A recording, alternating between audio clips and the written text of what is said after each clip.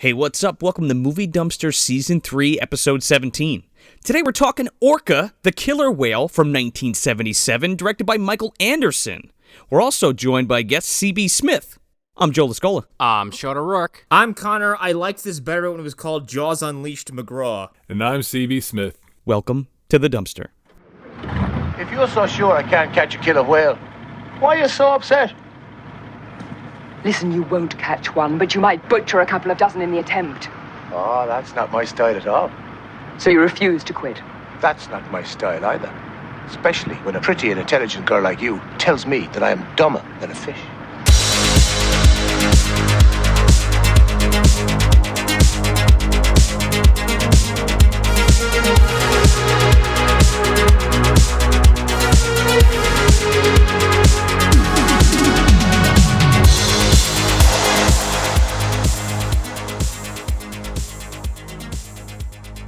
Fucking seriously though, this movie, I was watching this and I'm like, okay, this happens in Jaws Unleashed. You do this in Jaws Unleashed. You also do this in Jaws Unleashed. Is Jaws Unleashed a ripoff of Orca? Could be. And I'm talking, for those who don't know, Jaws Unleashed is a PS2 game in which you play as the shark from Jaws. But if that doesn't sound exciting enough for you, you can do things like scoop up a lab technician in your mouth, jump across a tank, scan his key card into a door, and open a gate. Oh, that sounds like some Peter Benchley shit for sure. And Creature? Yeah, or fling flaming barrels with your tail onto the mainland to blow up buildings. What is Jaws genetically modified in that game? I don't know, but like there was just a game that came out. I can't remember what it's called, but like it leans into that idea. It's called Man-Eater. Man-Eater, yeah, and it leans into this idea of like a super powered shark. Dude, it looks dope. I need to play it. Yeah, you got like bone armor and like you can infuse your fins with electricity. I'm like, that's What? the kind of schlocky shit I need. Oh, dude, sign me the fuck up. Real quick, I like this movie better than Jaws, but you're gonna have to wait till the end of the episode to hear my fucking rant about that. I'm gonna come out and say this now, that any comparisons between this movie and Jaws are ridiculous, because the longer this went, Yes. I was like, this is nothing like Jaws. What are these people out of their fucking minds? Yeah, that's part of the argument as well. But we have a very special guest today. C.B. Smith is with us from Taking a Page. Hi, I'm glad to be back here dumpster diving with you guys again. I know you probably want Bo Derek along, but you got me. Dude, here's to swimming with Bo Derek women, man. Am I fired yet? Wow, that got me good. We should have put that on the fucking MD guide. I have not seen a lot of Bo Derek movies, and yet every time I talk about Orca with like the older boomers of my workplace, they're like, "Oh man, I remember when Bo Derek did this and this and that." I was like, I don't know what a Bo Derek is. I'm sorry. I know her from Tommy Boy and this movie, and that's it. I'm with you on that one, Joe. She's Brian Dennehy's wife and also Rob Lowe's wife, mom, question mark. Yeah, so before we get going, first I want to read an email that we got, and then I believe we have some Patreon questions, do we not, Sean? Oh, we got some fucking good ones. Wow, retroactively asked questions on Patreon. I love this. Yes. Bam. Yeah, so if you sign up for that Patreon, pretty much at any tier, every time we have a new episode coming out, we're going to put that on Patreon, asking for questions for the episode. And we've been doing it for the last 2 episodes, this one and Ticks, and we're going to be doing that going forward. And of course, as always, send us our fucking emails at moviedumpsterpodcast@gmail.com. Mm-hmm. And you can message us, you can directly email us, you can message us on Facebook, Instagram, wherever you're comfortable sending a message.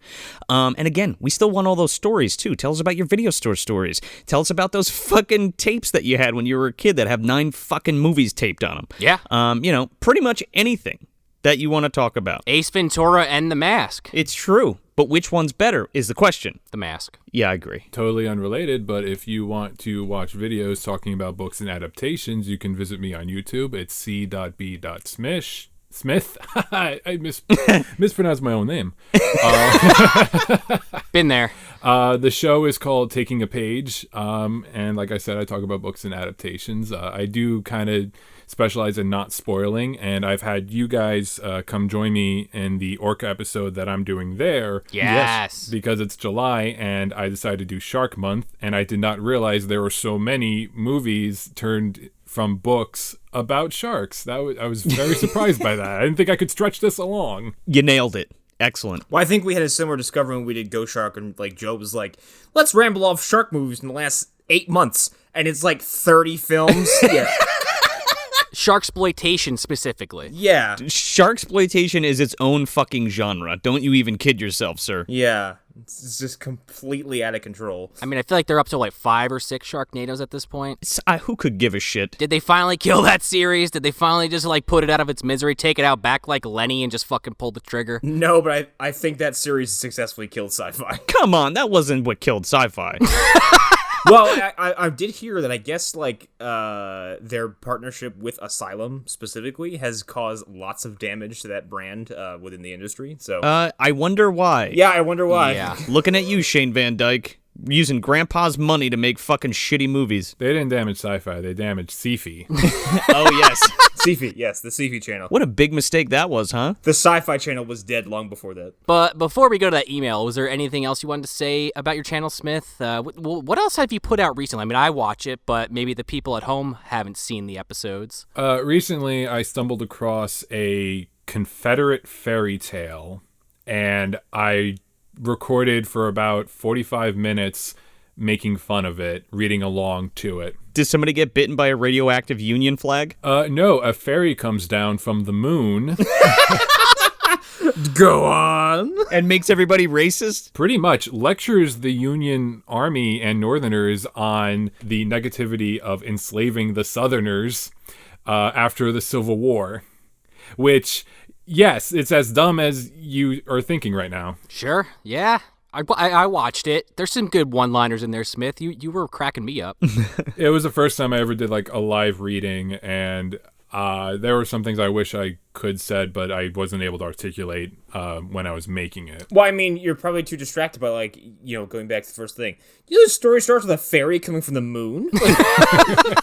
Not to mention, I learned through that episode that the term making love actually meant just flirting with each other. So there's a line that says that this guy was with this girl making love underneath the king's nose without him knowing about it. And he's the hero.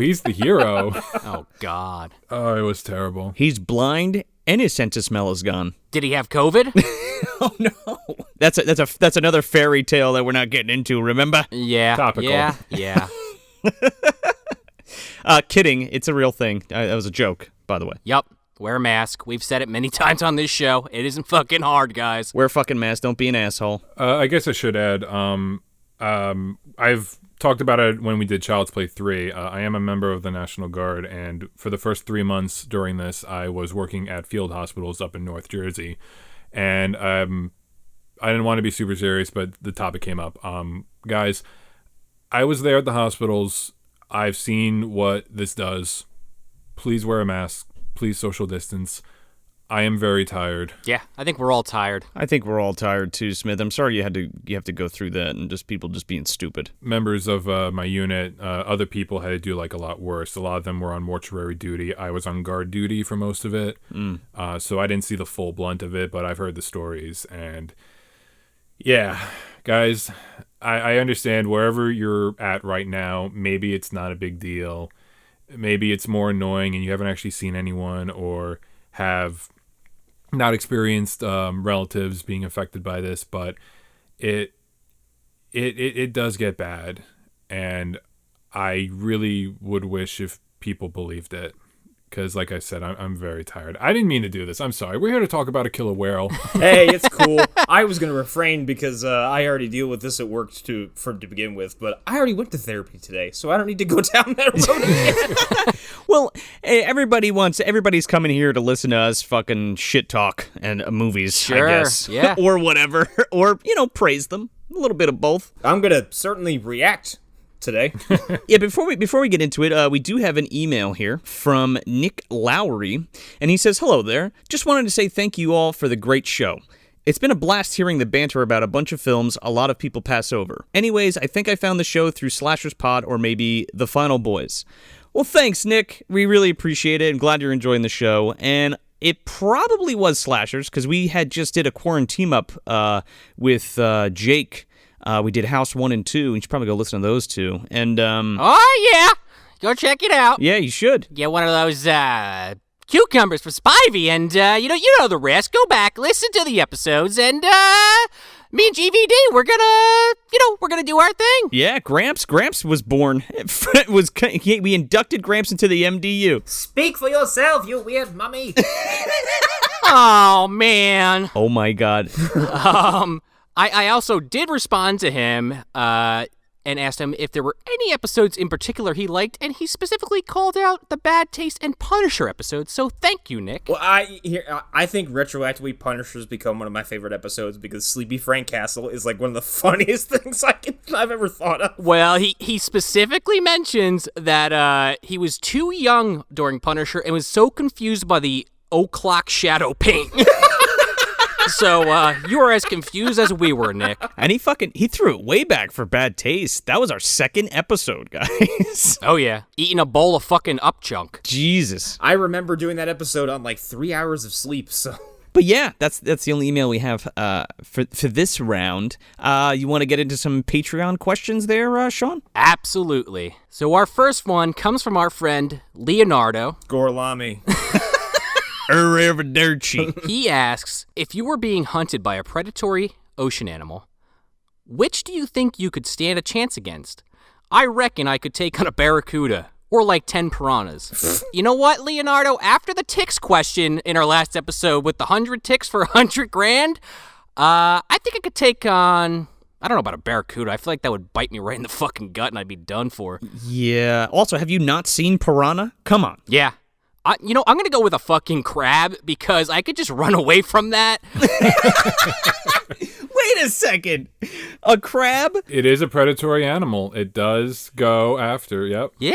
Okay. I sure as fuck don't want to have an octopus coming after me. It just choked the shit out of me and I'm done. Crawl in my mouth. Oh, God, no. No.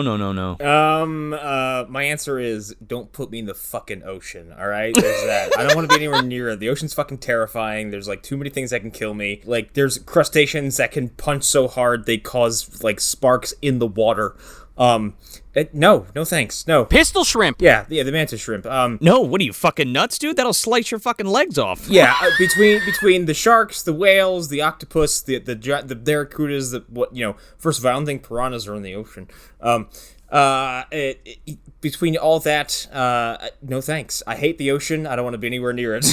Hey, you can get one of those like leech things that jump out of the water into your penis. Whoa. Oh, wait, that's like those things are like in the rivers in South America? We're not getting technical here. Amazon forest, yeah. It's a freshwater fish, I think. It's bad fucking news either way. They swim up your fucking urethra? Oh, yeah. There you go. Something else. Saltwater crocodiles. No, I'm good. Oh, yeah, no. Oh, Christ. There's coral that can kill me, all right? No thanks. I know better than to tangle with any of the fucking things in the ocean directly. Yeah. But if I had to, like, if someone was like, if I killed, one of their mates and it was like, hey, you better come into the ocean and fight me or else I'm gonna fucking destroy your whole land or you're gonna destroy your whole fucking town. Well, maybe a lobster. Oh, yeah. Yeah, lobster. Because, like, after I killed them, I could eat them, too. Yeah. Boil them, mash them, stick them in a stew. Yeah, I guess that's like the same thing as like a crab, right? I'm going to change my answer. I would gladly fight a sunfish because it's a dumb animal that just lays on top of the water and does fucking nothing. I'm not even sure why it exists. It's some kind of evolutionary quagmire, okay? I would gladly fight one of those things because I would just step on it. Isn't everything a predator, though? I'm sure something. Yeah, right? It preys on something. Yeah. Even if it's something like just algae or some shit, it's still eating it. Because I was gonna say some wise ass comment like a flounder or something. Well, of course. I go with a blue whale. Go big or go home. Oh, Nice. Climb in the fucking blowhole. What are you, fucking Geppetto? Like you're gonna just camp out inside of him? I just saw Smith in my head with boxing gloves on, getting swallowed, and then just fucking punching this thing's uvula. It's the biggest thing in the world. I beat it up. Guess what? I'm top dog. Yeah.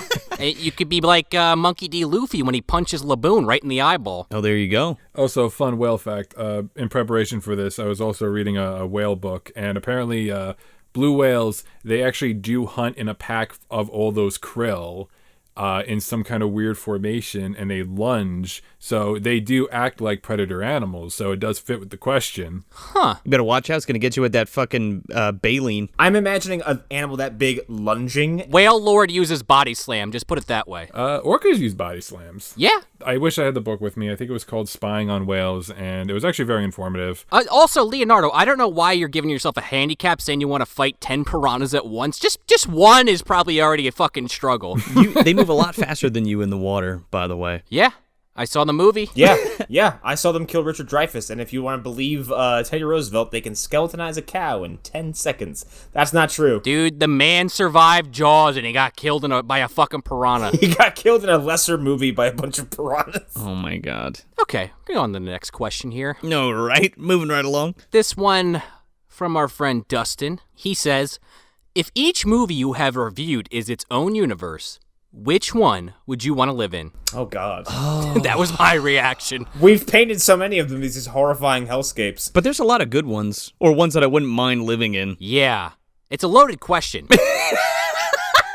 I could tell you the ones I definitely don't want to live in first, and then I'll get back to you on the one I would. Okay. Definitely not wherever Pluto Nash takes place or the Daniel Baldwin world. It would be kind of funny to live on the Daniel Stern world, like if I was like the only not Daniel Stern, and I just was like witnessing accident after accident on the daily. Believe it or not, I think I'd probably live inside the Dungeons and Dragons universe. Oh, fuck. I think you're right. That's what I'm doing. Only because everybody's so fucking stupid, and like I'd be like Master Thief. You'd be a supreme being. Yeah, I'd be like Riff Raff in that fucking Super Thief fucking stadium he's got going on. Well, just make sure if you're there, you gotta, stop at Snails' grave and pay your respects. Pay my respects. Just those couple of rocks on the ground, Yeah, I probably want to live in that universe, and probably want to stay away from like the Daniel Stern world. I mean, I'm saying I want to be there just out of morbid curiosity, but realistically, maybe not. I want to visit. I want to go on vacation there. I don't want to stay there. Well, because you just prop up a beach chair and just watch, like, just every denizen of that world, like, pratfall, get hit by a bus, get set on fire. Dude, just imagine him trying to set up a lounge chair. It's like Goofy or some shit. Yeah. Dude, I'm clinking fucking Mai Tais with you guys and just watching everybody pratfall all over the place. Yeah, you're just surrounded by these incompetent goofs who can't do a simple task without injuring themselves. I love it. Sign me up. I would maybe want to live in the Guyver universe, because give me one of them suits. But then you have to fight monsters. Yeah, but have you seen he's so overpowered, it's ridiculous. Like, none of those are a real challenge for him. Especially if you, like, know how to use the suit, right? Yeah, and I've already observed it. I get it. I maybe want to live in the Holiday Switch universe, because all my problems can be solved by crawling into my fucking dryer. Well, some of them. I wouldn't want to live in the Equilibrium universe. I wouldn't want to live in the Reign of Fire universe. Oh, God, no. Definitely not the Terminator Salvation universe. Oh, no, everything's already fucked there. You know what? It might be, this comes with a fucking caveat. Green Lantern. Get me a fucking power ring and sign me the hell up. Oh, man, you become Sinestro? Well, Uh-oh. Sure, whatever. I'll lead the fucking, the Yellow Lantern Corps, fuck it. I think I would also want to live in, like, the Hug-a-Bunch universe. Oh, God. Dude, sign me up for walking through some mirrors going to fucking Puppet Land. That's what I'm talking about. Say hi to Aunt Agatha. Watch out for the teeth. I wouldn't want to live in the Frankenstein Unbound universe, because obviously. No. Sure. You gotta bury your bike then if you do that. Oh, that's how you gain access, right? It's like a whole ritual. It's like Beetlejuice, but instead of like a chalk drawing, you're burying a bike and a portal opens. Draw a bike on the ground. Now draw a box around the bike. No, you know what it would be? A portal would open in the sky much like it does in Frankenstein Unbound, but instead of like Genghis Khan, you just hear John Hurt. Oh, dude, he's like Shredder in the fucking Turtles in Time game. Yeah. No, yeah. And he fucking comes in and grabs you. I cover books and their adaptations, so I can kind of be like, which book universe, which movie universe. Ooh, there you go. Movie universe, I would say this 60s movie called Valley of the Dolls, because it is just, everything's a caricature, everything is just over the top melodrama, and everyone is just snippy one-liners with each other. It would seem like a fun place. So are you the one that survives, or are you the one that ODs on the pills? Oh.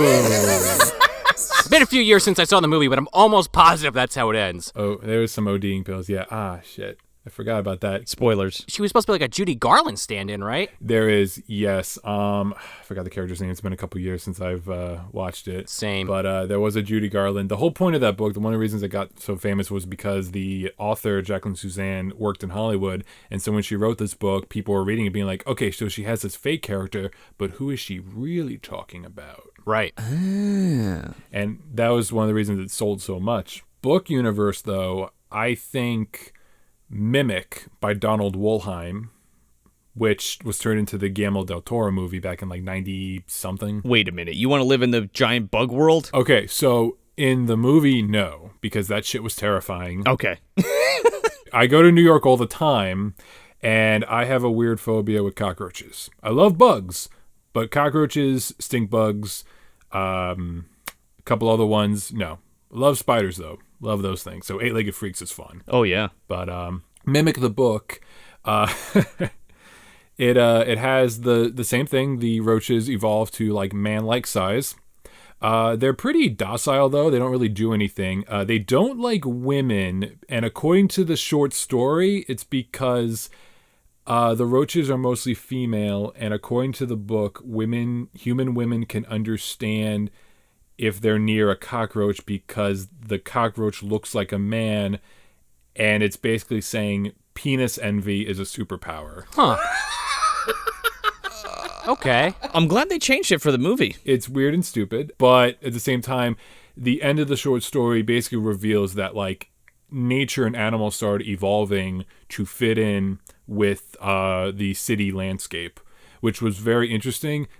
I didn't think very terrifying until the giant roof bat showed up in the book, but that was still cool. I'm sorry, the what? What? Yeah, what? Giant bat-like creatures that look like tiled roofs as camouflage. Wait a second. What? Get the fuck out of here. That's pretty incredible. Just real quick, can you fucking just crunch that plot for me real fast of the book? Like, are they genetically altered beasts, or are they just like, yeah, well, nature just went crazy? It's like 4 pages long. It literally is. The first page is a lecture on evolution. Then it talks about the atomic age because it came out in the 60s. Yeah. And the end of the story is basically like animals started evolving to fit in with the city landscape. Roaches became big human-like animals, even paying for food at stores, which was weird. What? Yeah, and there are also giant bat-like creatures that nest on the roofs and look like tiled roofs. It doesn't give a lot of explanation, so my imagination went wild with that one. But apparently they only eat the roaches, so it's like, oh, okay, nature's just working itself out. All right. That is a bonkers fucking like imagine you're just like Yeah. in line getting coffee and like suddenly this guy you're just like small talking to is scooped up by a giant ceiling bat and you're like, whoa, dude was a roach the whole time. Like Directed by Guillermo del Toro. you go home, you're like, well, how was the day? Well, I went and get coffee. A ceiling bat ate a roach man while I was waiting online. I was having this real in-depth conversation, and he fucking just ate him. You're telling me about his kids? Mr. Funny Shoes. Very pleasant guy eating on the wrong day. One world I definitely will not ever want to live in is the world of Bambi. Now, I know people, your listeners know the Disney version. That book is fucking terrifying, and midway through, I had to stop, put it down on the table. I was on my lunch break at work, and I was like, man, I need like a minute. I need a cigarette. Like, that was intense shit. Oh my god. There's a scene, and it's weird to make that comparison, but do you guys remember the Normandy scene from Saving Private Ryan where everything's all chaos, people are screaming for their mothers, and everything's bloody and sad? Oh, Yeah. no. Yeah. Let me guess, it's like the forest fire? No, this is midway through. This is just hunters. I forgot the term used. So there's a hunting technique where you use sticks to whack against the trunks to lure animals out, and it just becomes like a shooting frenzy, What the fuck? and it's just chaos, and it is so terrifying. Granted, I will be a human in this universe, but Sure. You be the one firing the guns. No. I remember, Smith, you were telling me about this when you had done your episode, and I think the way you explained it was just basically like the animals not understanding what is happening to them, and their like arm is fucking like almost attached. yeah, they believe man they believe the gun is part of man, and they throw either like a tooth or throw their hand to attack animals. And it's a very good book. It came out in the 1920s. It was considered one of the first environmentalist novels, and it became one of my favorite books that I discovered for the show. But would not want to live in that world because that was some depressing shit. CB like closes his eyes, wakes up, he's in the Bambi universe and just like has a gun, he just fires it offhandedly and everyone's like, dude, you shot his mom. Like, Oh no. But it's like Videodrome. It's like attached to his arm. Like he is actually fucking combined with the gun. Live long the new flesh. he's like, I just wanted to fit in. It drops the gun. Yeah. While tears run down your eyes, CB. Oh God, no. Oh my god. So Orca. Yeah. So we're talking about Orca. Going from Bambi to this. Yeah, which isn't that different. It's a little bit like Bambi. Same in regards to how uplifting each story is. Yeah. So I think the easiest way to crunch this plot would be to say that man kills Orca's wife, and Orca gets revenge on Guy. It's like a bizarre, wacko, inverted Moby Dick, where like the whale becomes obsessed with the man. Yeah, the great white dude, the great white Irishman, I would say. The Great White Dumbledore. The great white wizard, man. If I could, I would like to read the synopsis in the back of the book, which was actually the tagline on the early posters of the movie. And it does describe the plot pretty well. Yes. Okay. All right. Orca, the killer whale, is one of the most intelligent creatures in the universe. Just to clarify, this is all real. Do we know of any other life besides on the planet Earth? Nope, it's Orca. That's it. Okay. It's the height of intelligence is the Orca. He hunts in packs like a wolf. Incredibly, he is the only animal other than man who kills for revenge. He has one mate, and if she is harmed by man, he will hunt down that person with a relentless, terrible vengeance across seas, across time, across all obstacles. Orca. That is the greatest synopsis I have ever read. I'm so glad that synopsis is what it is, because like about 25 minutes into this movie, the way that like the camera and the characters frame a killer whale is like they're super smart, they can beat Tetris in record time, and they doesn't afraid of anything. I just want to note that blurb you just read, on the brand new Blu-ray from Shout Factory of Orca, they have that on the reverse slipcover, and I really like the fucking art from that old poster, but that entire block of text is just not doing it for me, so I just kept it on the new art. That is fucking absurd. The regular art, or the front of the sleeve rather than the reverse, is the original VHS artwork for the. Oh, is it? Okay, well, I feel even better about it now. Yeah, well, that's why I left it too.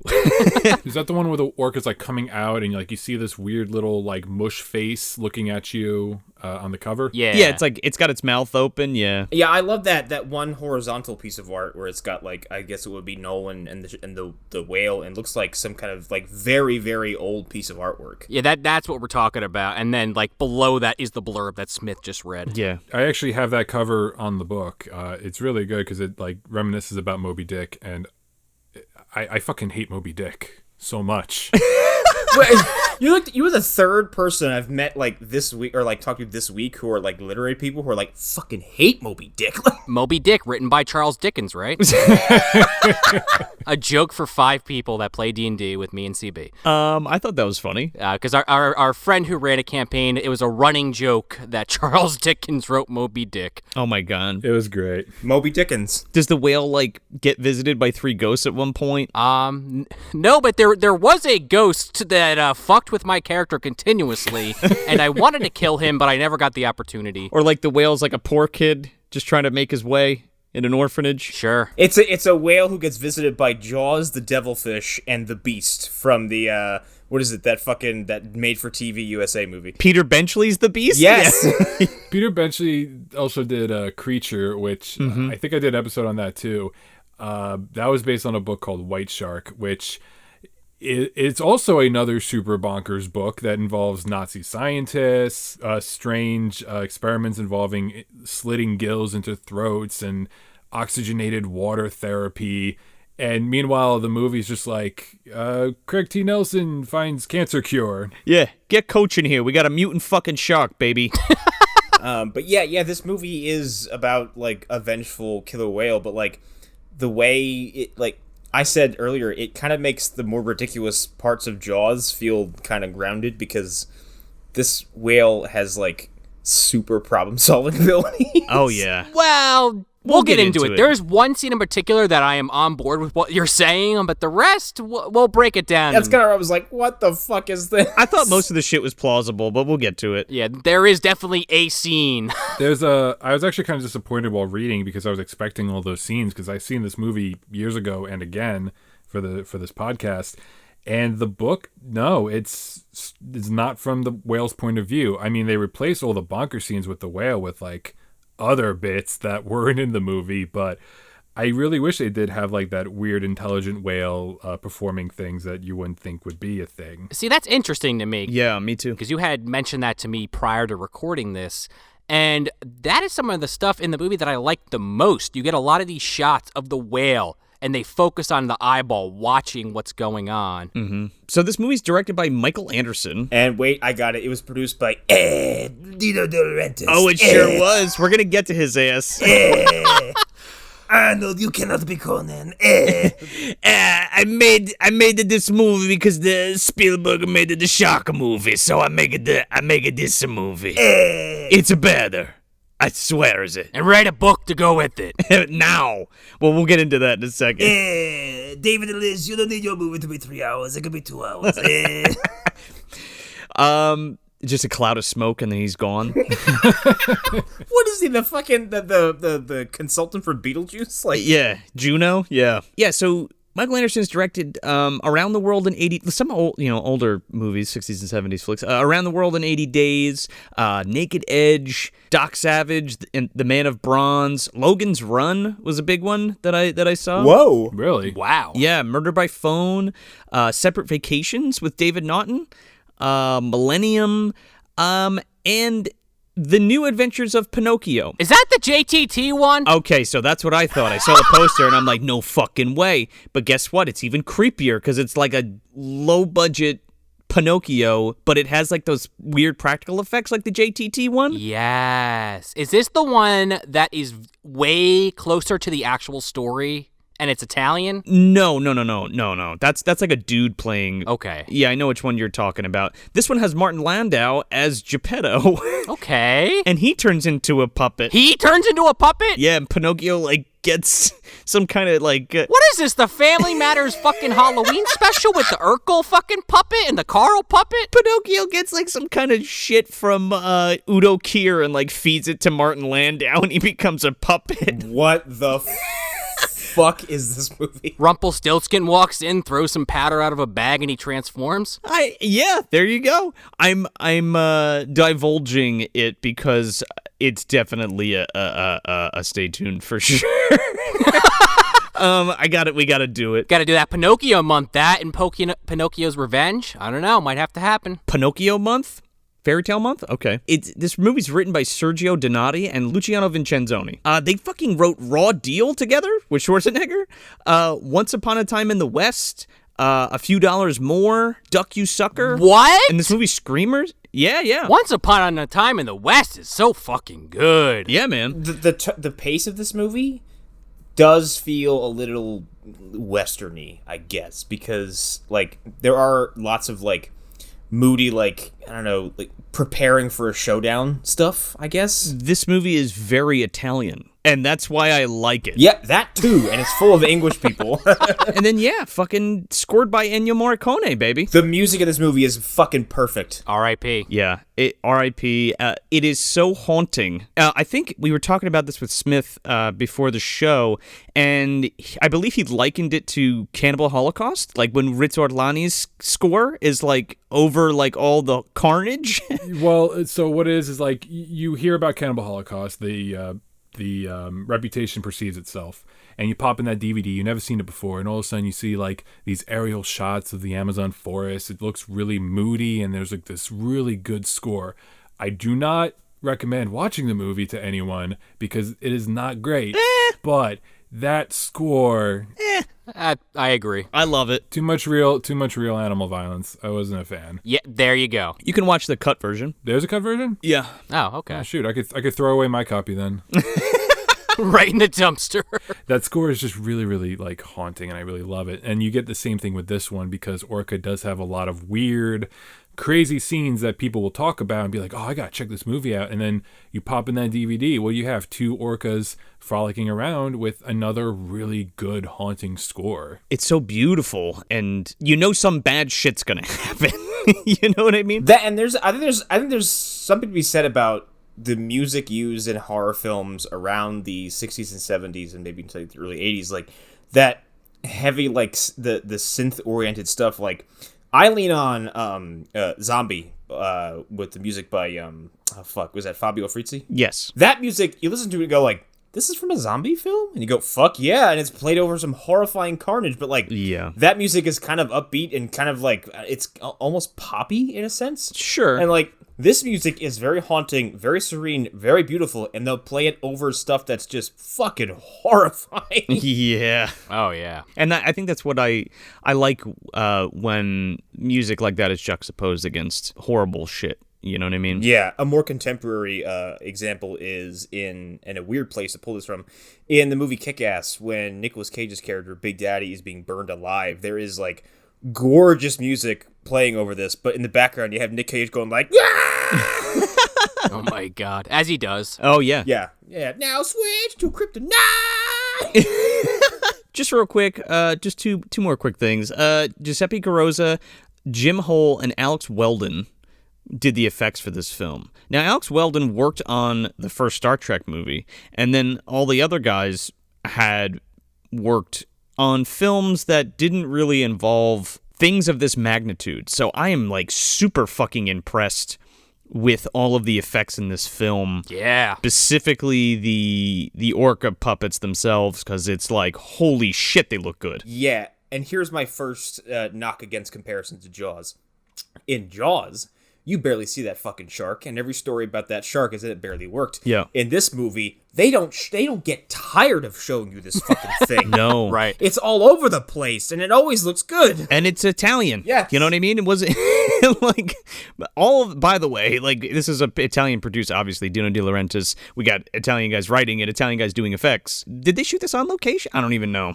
I was going to say they shot it on location in, where's this? Newfoundland. Yeah, Newfoundland. I know that they filmed a lot of the live orca bits at SeaWorld, which is funny because the book mentions not SeaWorld but Seaquarium, and it is like the author of the book is just bashing SeaWorld so much. It's like Blackfish if it was written by like Dean Koontz or something.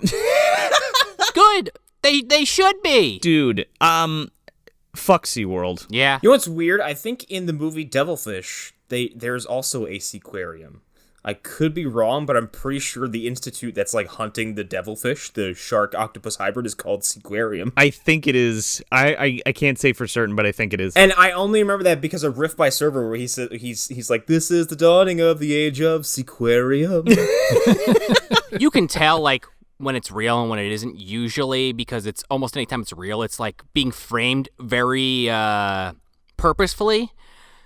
But I don't think that like takes anything away from the film. I think it's really well done. Oh, it's great. Yeah, I think the mix of live action and puppetry in this film is way better than its counterpart in Jaws. Sure. I mean, it's not even a counterpart, right? It's just like the movie that people say that this rips off. Yeah. Yeah, and it's notable because when this came out, apparently, like, it got, first of all, it still holds a 10% on Rotten Tomatoes, which I think is kind of, How? It's fucking ridiculous. Dude, that's nuts. yeah, I think that, like, even after so much time has passed, I'm like, that's a little odd. People write it off, I feel like. Yeah, when it came out, people were like, bleh, it's a Jaws knockoff, bleh. I mean, it is, but it's a good Jaws knockoff.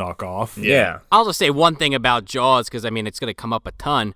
But, like, to be fair, even though, yeah, Bruce fucking was a piece of shit, and that's why the shark was not in it as much as Spielberg initially intended. Sure. I feel like that movie ended up being better because of the fact that they don't show it that much until later. I agree. It is. Guys, Jaws shows up so much in the book, literally on the first page. We got Jaws coming out 2 years prior to this film, and then Dino De Laurentiis was like, give me the bigger fish movie. We got to do the big fish movie. So what's the timeline on that? Do we actually know the timeline? Because if Jaws comes out, how long after that is he getting the book written and the fucking movie produced? Like, how quickly was that done? Like, I couldn't find really anything on the book. I just want to mention this. Dino De Laurentiis' name is on the book cover, and it's about the same size and font as the author of the actual book. Who was this by? Dino wanted to be known. It was his thing, man. Hey, just like all the other greats, Roger Corman's Frankenstein Unbound, Graydon Clark's Uninvited. John Carpenter's Vampires. Yeah, there you go. $. Yeah. The author is literally named Author Herzog. He was, I couldn't find much on him. He wrote a lot of pulp novels in the 70s. He also wrote some political books during some presidential races at the time. He wrote, you guys might know this one, the book The Swarm, which was then turned into the movie in the 70s. The Swarm or The Nest? It's called The Swarm. It has, I keep forgetting his name. He played Alfred in Dark Knight. I don't know why I keep forgetting. Michael Caine. Michael Caine. Michael Caine. I saw a bee the size of a peach. I saw a peach the size of a bee. Wait, what? It was very unremarkable. I saw a thief take a beehive and toss it into the woods. And I killed Macaulay Culkin. I forgot about that. He was supposed to be in my girl for the rest of that, but then he was killed by bees. And then it was my fault. I threw it in there. I hit him with it. One more little tidbit before we start getting into this. Let me preface it with the fact that our good friend Matt Curione has his own podcast that he does with a buddy. I forget his name. I apologize. But Monsters Never Die podcast, and they are doing a bunch of Jaws ripoffs, which I may or may not be partaking in, especially the Italian stuff, so I'm excited for that. But yeah, his husband, I had been talking with them because we went to the Mahoning Drive-In to see the Batman movies, and Freeze! Chill. But What killed the dinosaurs? The Ice Age! the Ice Age. But his husband Carlo was telling me, because he works for Jenkins's Aquarium and he knows about cetaceans and stuff like that, and he told me that an orca is actually the largest dolphin species, so it's not even a fucking whale. Huh. That makes sense. I got a quote from the book about that, but I'll save it for later. I also just did a little research. I didn't want to go hard in on Science Channel shit. Don't worry, I did. They eat fucking sperm whales and gray whales and humpback whales and pretty much wherever the fuck they want to eat. But not blue whales. I'm going after that.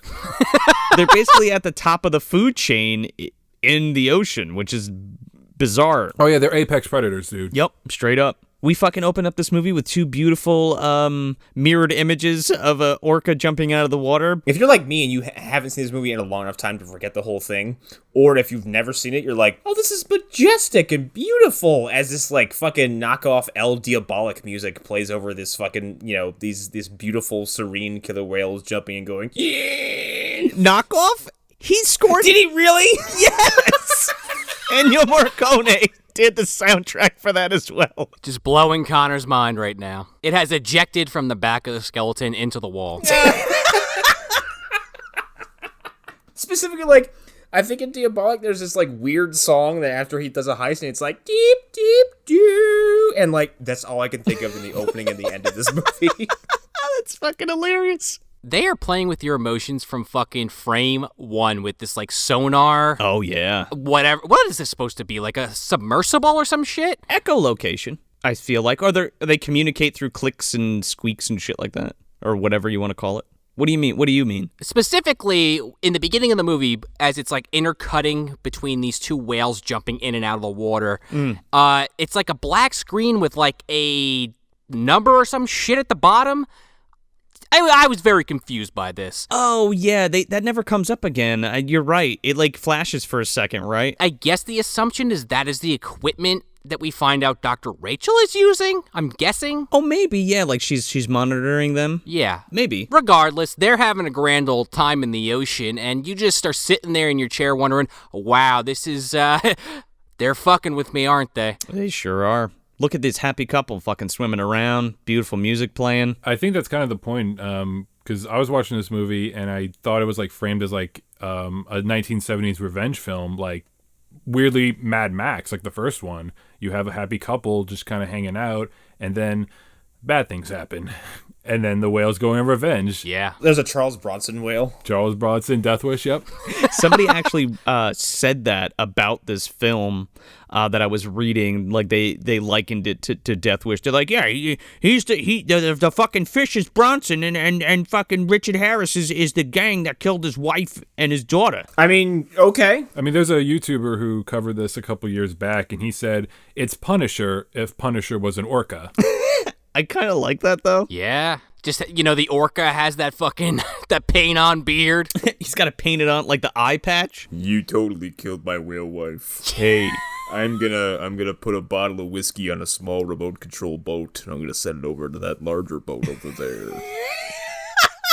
But all you hear is, like, not even subtitles or anything. What is the equivalent of the fucking sewers in the ocean? It's just more sewers. It just has water in it. Yeah, exactly. Bigger ones. He fucking swims into a pipe. And he still has candles lit underwater, and everyone's like, what the fuck? Yeah, there's like all candles lit. Yeah, it's like Little Mermaid logic or some shit. Yeah. Right, SpongeBob logic, exactly. Oh my god. Now I have to make a video of the fucking every time the whale opens its mouth, it's just gonna be like, hey. It's just his opening speech. Why do the innocent suffer and the guilty get away? Blah, blah, blah. Yeah. You just zoom in on the eye and you see Lou Gossett Jr. throwing a pizza. Oh, dude, yeah. I'm gonna save those kids, I guess.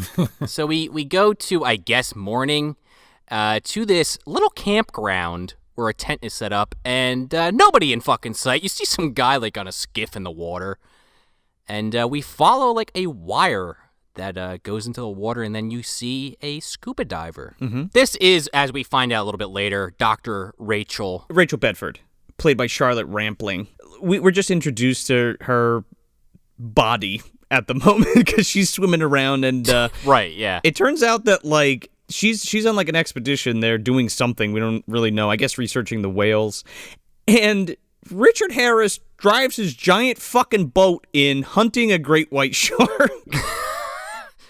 Yeah. Can we talk about how when Rachel finds a shark in like her area, she goes to try hide behind a reef and hold a rock up against her face? Yeah. Like, what was that gonna do? I don't know. Because sharks know, like, they can sense electromagnetic pulses, yeah.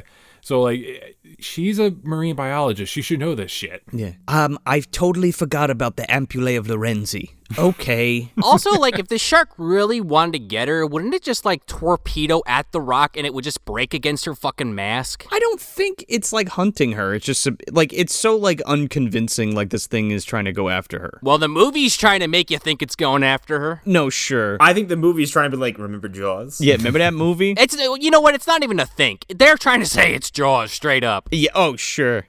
Like, that is Bruce the shark. Yeah, it's like 10th the fucking size, but you get the reference. Let me paint a picture real quick, because Richard Harris is Captain Nolan, and he is captaining the is that even a word? I don't know. Yeah. He's captaining the boat, the Bumpo, it's called? Bumpo. Yeah, I love the name of that boat. The fucking Bumpo. The fucking Bumpo. Not the Bruce, which it should have been called. Hi, I'm Bumpo. Bumpo the Clown. Which is weird because the boat in Jaws was Orca. Orca, right. What? You didn't know that? I totally forgot about that. After watching this, I was thinking about that, and I was like, oh, well, Orca, again, is like the apex predator in the ocean, so, like, I think it's kind of apropos for Quint to name his boat the Orca, right? Yeah. Yeah. It's narcissistic. The shark killer, you know what I mean? Or the whale killer. You know what I also just remembered, which makes this Punisher reference extra hilarious? In the Thomas Jane Punisher, there is this fat neighbor that he has named Bumpo. Oh my God. It's all coming together. Who he pushes on top of Kevin Nash's head to suffocate. Maybe that was Richard Harris's uncle that died. Yeah, it could have been. Oh, good. Cap'n Bumple. And now that I'm thinking about it, I think he did not kill him that way in the movie, but in the fucking book, he totally did kill him that way. Yeah, in the movie, they kill him by smashing him in the face with hot soup, and then Frank Castle tackles him down a staircase, and he breaks his neck. Holy shit. Yeah. So they're hunting this great white because Richard Harris's character, Captain Nolan, they're trying to capture it to make some money, right? They're going to just sell it to, I don't know what, a fucking aquarium or whatever. While they're trying to catch the shark, they just happen to come across Robert Carradine and fucking Charlotte Rampling diving, doing something, and we don't even know exactly what. Yeah, fucking Robert Carradine, by the way, playing... Yeah, I couldn't believe that when I looked it up. I was like, what the fuck? He plays Ken. He's fucking Lewis in Revenge of the Nerds. Yeah. Holy shit. Yeah. In this throwaway-ass part. He's got like 2 parts in this. Well, we learned from Michael Ray Bauer, if you get one line, you get in the fucking Screen Actors Guild, so maybe that was why he was in the movie. Maybe this was it. This was the door that opened to get to Revenge of the Nerds. Oh, yeah, I could see it. We also get introduced to a few of his other crew. We get his first mate, Gus Novak, this older guy with a beard. Keenan Wynn is Novak. I love Keenan Wynn. He fucking did, he's the voice of the Winter Warlock in Santa Claus is Coming to Town. Oh, my God. Are you serious? Yeah, he's the old guy in Piranha that gets his fucking legs eaten. And he's in one of my favorite, I say this all the time, but because they're pretty much all my favorite episode, all of them. Tales from the Dark Side. I'll give you $1 million. He plays one of the rich guys that bets the other rich guy, or buys his soul from him. It's awesome. The aforementioned Bo Derek, who I guess is like a medic or some shit. She is dressed like an elf. What? Like she's dressed like she walked out of a fucking fantasy novel. Like she's got like this like weird tunic and like rope belt and like weird tights. And finally, to round it out, we have Paul, her boyfriend, played by Peter Hooton. Is that like an elfin Hooten? It might be. Hey, are you related to those elves or what? I mean, you did just say that she's dressed like an elf, so... She is! Mysteriously lines up. So, the beginning of the book, like I said, we don't have the Orca scene, but we are introduced to our main characters. We don't have our Captain Nolan. We have Jack Campbell. Man. Who is literally just Captain Nolan. That sounds like dog shit to me. It does sound like dog shit, yes. Hi, I'm John Campbell. Not like the tomato soup. I would say, like, as far as, like, naming conventions go, like, just saying Captain Nolan, like, yeah, that sounds like a C-worthy name. It's like, hi, Jack Campbell. It's like, are you an 80s businessman? I'm Detective John Campbell. Imagine Arnold on this fucking ship as the captain. Oh, I got to get the Orca. I got to get the great white shark. You just cost me $100,000. Why are you doing this? The climax of this film would be very different. Like I mentioned before, we are actually down in Florida at Seaquarium, not Newfoundland. We'll get there eventually, but the first thing we learn about Jack is that he does not like sharks. He gets bored of them. He fell asleep watching Jaws, apparently. Oh, for fuck's sake. They're going to go to Seaquarium and see a stuffed shark, and Jack is just not having it. So they're in line. Everything's all hot and sweaty. He's having just the most miserable time because he's a miserable person. Like every cliche 70s miserable, like... We'll probably get to his backstory later on, but like none of that is in the book. He's just miserable, and it's like I hate this guy so much. Yeah. In his defense, he's in Florida. Yeah. So he has every right to be miserable. Unfortunately, he has no defense in this film. I feel like when you get off the plane, you're just like, ugh, Yeah, basically. I hate it here. I drove down to Florida in November, and I thought it would be fine because it's November, but then I stepped out. I was like, what is this? What? No. What planet is this?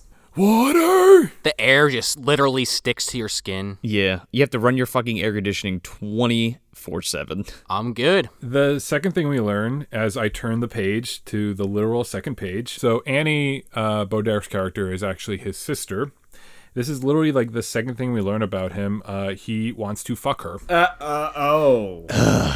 Oh, no. The line reads, Jack occasionally wondered, though not for long, what his sister was like in bed. I love how they write it like, well, it's not that bad because he wasn't thinking about it all the time. It's a momentary thought. It just came and went. You know how that shit goes. It pops in there. It's never brought up again. What the fuck, man? I mean, I want to bend her over and stick it in there, but I only thought about it for a second. You know, when I saw Paul fucking a lady, I got really jealous. I date my daughter. You know, my daughter's attractive. Oh no! I act like I just walked in by mistake, but I knew what I was doing. I just wanted to see her ass. Literally the turn of the page. That was it. It just dropped in there. I don't know why. And it comes and goes. Mm-hmm.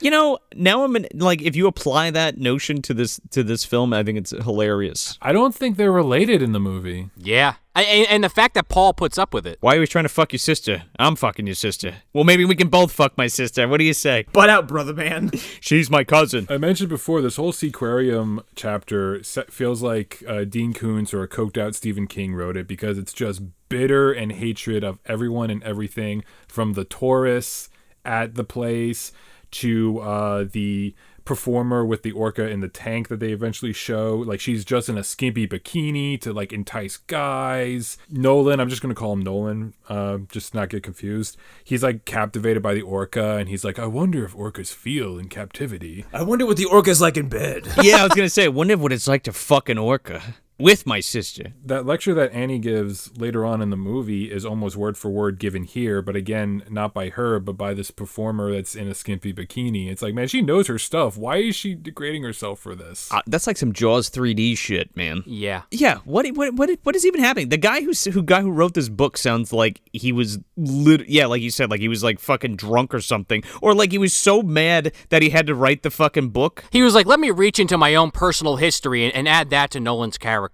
I'm gonna write about my contempt for women. Didn't we say like Michael Crichton wrote a whole book because someone was like, Beowulf doesn't have an author, and he's like, oh yeah, like 13th Warrior, baby, or Eaters of the Dead. And it's like someone saw Jaws and he was like, this is garbage. I can do better. No, Dino said that. According to Arthur Herzog's wife, she made like a little snippet about like how Arthur apparently thought of this book before Jaws, but only got the opportunity to make it after it was made. And the weirdest thing is, like, he's not in the writing credits for the movie. Joe, you're the reason why I learned about this being based on a book, because you said that your mom read it before? Oh, yeah. That's how we got into the conversation, right? About what we were going to do? Yeah. Yeah, because I mentioned Shark Month on my channel because I coincide with Shark Week, because I'm weird like that. Yeah, my mom loves this movie and the book. And she coincidentally had not read Jaws until after she read Orca, which is strange. But Interesting. But my mother also loves Jaws, so like that's like her favorite movie. She's like, what a ripoff. No, my mother watches Sci-Fi Channel sometimes, and I don't understand that. And then she read the Meg, and then her mind was totally blown. So I just have to understand this a little better. The whole first chapter is in the Seaquarium. He's not even on the boat yet? He's not on the boat. They do a whole exposition dump on Jack Campbell's backstory, and it's literally like, I'm miserable, I hate life, I just drift along, and I hate everything, and I just drink all the time, but I have sex with lots of ladies. Cool. Who aren't my sister, and I'm disappointed every time. I wish it was my sister, but, I just can't get the satisfaction. I pretend it is. I look for skinny, short, blonde women, and I don't look them in the face. No, I make them lay face down, and I just think of real hard of Annie. They also have to look like they sell potions. They come across these divers and the fucking boat, and it's interfering with them getting this fucking great white shark. So they have to circle around. The diver comes back up and gets back in the boat, and Ken and Rachel fucking come up to Richard Harris's boat and is like, hey, we have sonar down there. There's a diver down there. And then he's like, well, come aboard or get the fuck out of here. And she comes on the boat and starts, and Ken goes to fucking drive his little boat away, and somehow, I guess the water hits the boat a little too hard. He fucking falls off the side. It was such a weird thing, right? I'm like, how the fuck did this fucker end up in the water? He stands up, takes one gigantic step backwards, and he's like, oh, and then fucking falls in the water as if to be like, oh my god, how could this possibly happen to me? There was a banana peel in my boat. And then everyone on the boat is just like, oh, by the way, yeah, the great white shark. Oh, shit. And we forgot. So there's fucking things, this great white shark's coming towards him. And super whale comes and fucking runs into the side of this great white shark, and it flies out of the fucking water. Do-do-do, do-do-do-do. He fucking nails this great white shark, kills his ass. Fucking, it flies out of the water and like lands on its side, and Nolan's like, "Oh, Mary, Mother of God, what could have done that?" And Rachel's like, "Only one creature in the world could do that. Orca the killer whale, TM." Title screen. That line is in the book where the whale does eat the shark, and she does say only one creature in the world can do that. And then here comes Jack Campbell. Dino De Laurentiis. He's the only creature in the world that can do this. Now I'm imagining like a big giant Dino De Laurentiis in the water, like just arms at his side, like just shooting through the fucking water. The cigar is coming up instead of the fin. It's just a cigar smoking through the water. A lit cigar popping out of the water. It's like his blowhole is the smoke. Dino on the horizon! Off the portabow there! So Jack Campbell asks, how do you know? Just out of all curiosity, and then she just comes back, "It's my business, you rude bastard!" Just out of nowhere. Wait, that's like Ace Ventura. Hey, you got any more of that gum? That's none of your goddamn business. I prefer you stay out of my personal affairs. Yeah, I appreciate it if you stay out of my personal affairs. Well, we go from this pretty much from them killing the shark to immediately Rachel giving a talk at a college, like almost in the same conversation. This lecture is like almost a fetishization of the killer whale. She's like, this is where like my joke was like, and they're strong, and they're fast, and they're smart, and they can solve any puzzle, and they aren't afraid of anything, and they're better than you in every possible way. Also, by the way, they get revenge. I kind of love this scene. It's interesting. Like, it's probably what it was really like to go to college back in the 70s. I mean, maybe. And she's also like the lead in her field, I would assume, on killer whales. Sure. But she mentions that like the complexity of the brain is far superior to ours, and the only thing that really separates us is because like we have fingers and we can build things and shit like that, and we're like terrestrial, right? And it's just like the idea of having a animal with a brain that could essentially give them even more emotions than we're allowed is insane to me. Yeah. Because she says something along the lines of, like, because she's playing, like, a sonar clip to the class. Yeah. And she's saying, we studied this, and this little clip could be heard around the world. Yeah, that's insane. And it's saying 50, I think she says 50 million things in this one little blip, and she's like, the Bible has 5 million words or some shit. Yeah, whatever fucking sound they make can transmit that much. Like, so much so that they don't need to literally speak to each other. You know what I mean? And they'd be like, well, our conversations are boring. Yeah.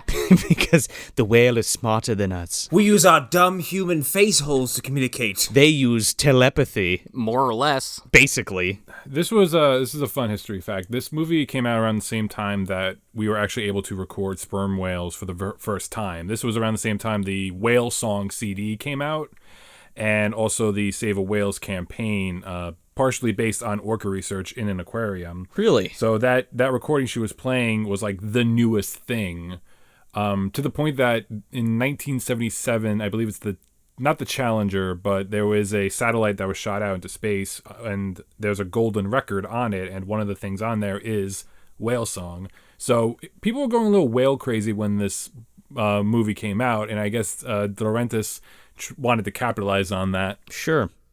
It's never like I don't ever feel like it's like heavy-handed though. I mean, it's No. You're watching Orca the killer whale, so I expect them to be talking about the fucking killer whale, you know? They also, in this scene specifically, talk about how, about how they have mates for life and they make better parents even than humans. Yeah, they're monogamous. Like we talked about earlier, they are the only other creature besides man that will seek revenge. They can identify people and remember people. Yeah. Which is insane to me.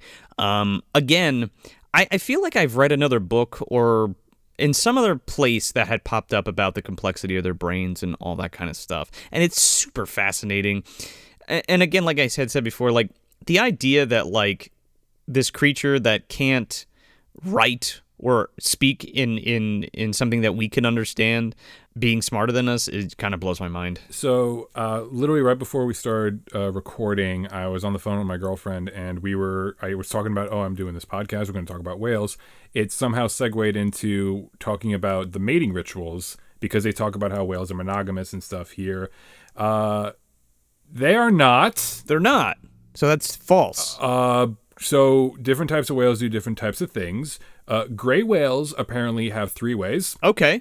With 2 males and a woman, because the one male holds her and the other male actually does it because they physically can't do that. They do mention orcas are part of the dolphin family. And I was reading to her this New York Times article back like 20 years ago. Dolphins are fucking assholes, guys. Yeah. Oh, yeah, man. Okay, so dolphins are the only species besides humans who kill for fun And rape people. and have sex for fun and or like hostility. Yeah. Like Joe just said, there were all those... I don't know if it's actually true, but to my knowledge, there have been stories of dolphins dragging people underwater into their Rape caves. murder/rape dens. Yeah, and you're not coming back from that. I'm sorry. You might as well bite your fucking tongue off and hope for the best. Oh, my God. You're getting corkscrew dicked? Don't they have like a corkscrew dick or some shit? I mean, it's got to be worse than whatever Howard the Duck has. Oh, fuck, man. Imagine getting fucked by like... Nah, I think what Howard the Duck has is something you don't want any part of. Oh, no. Actually, ducks are the ones with the corkscrew penis. Oh, there you go. Yeah, I thought so. And now all your listeners think I'm the weird guy that knows animal penises. We talked about it specifically on the Howard the Duck episode, so. Yeah, I revealed the corkscrew dick thing before. Yeah, they open you like a fucking bottle of champagne. Somehow penises, human and otherwise, come up on this show frequently. We can't really explain. Again, earlier, Gramps. Cucumber, GVD. As Nolan sits to himself, like sipping a little whiskey, he's like, I wonder what that orca's dick is like. Hope it's a good one. Drag me under. Here we go. Annie does have a lot of love for whales, even more so in the book. Much later on, she lectures Nolan. She says, and I quote, "The killer whale is the largest of dolphins, and dolphins are magical animals. In Greek, the words for dolphin and womb are almost the same. Don't you see what that means?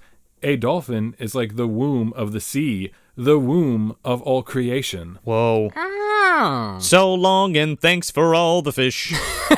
So I looked up the Greek word for dolphin and womb. They are not at all related. Why do we, these fucking people don't do their research, and it pisses me off. Like, I know it's supposed to be a fictional story and stuff, but if you're gonna drop the fucking pseudoscience in, please just make it not pseudoscience. Hey, maybe that's why you didn't get a writing credit. You said the fucking Greek word was the womb thing, and you're wrong. It's interesting, the character of Annie specifically in this film. I cannot fathom why this woman works with Richard Harris. She seems to be the only one perturbed by what's going on in this film. Yeah, to Smith's point, she does make a comment, and I'm like, what the fuck are you doing here? Like, in a little bit. So we go from the lecture to... Oh, a wonderful shot of some orcas in a pod enjoying their life. Yeah, and they're like, hey, we're a happy family, and we're swimming around, eating everything else in the ocean because we fucking hate it, raping it, killing it, whatever we want to do. And then we have a VO from Rachel. One of 3, I think, we get over the course of the film. Yeah, which I kind of like. Just real quick, I want to ask Smith. I'm like, she narrates a lot of this, Rachel, in the film, about like what's going on. She does not in the book. Not at all. Not at all. It is all from Jack Campbell's point of view, and we do eventually get to Newfoundland from Florida. Jack wanted to sell a great white to an aquarium, I think, in Japan. And when he sees an orca attacking, he changes his mind. And literally every single character points out to him that, one, they're not prepared for that. They don't have the money or the equipment to do a whale because they were getting a shark. And Jack is just like, we'll figure it out. You have other characters being like, what are you going to do? How are you going to do it? And Jack's just like, we'll wing it. basically what happens in the movie too. He's like, holy shit, kill a whale. All right, I'll go get it, and that's it. It's gonna fetch me a lot more money than this fucking shark will. Rachel's voiceover is talking about, Nolan kept coming to my classes and asking me all these questions, and then she's like driving to the fucking shore where he's setting a net up in the ocean. Yeah, and he's like gearing up. He's like, oh, I'm gonna catch that whale, and fucking Bo Derek's like, they're monogamous, right? And he's just like, what's monogamous? And she's like, they mate for life. And he's like, huh, I don't give a shit. We're getting this fucking whale. She goes, yeah, we could be separating a family, as she fucking loads the syringe.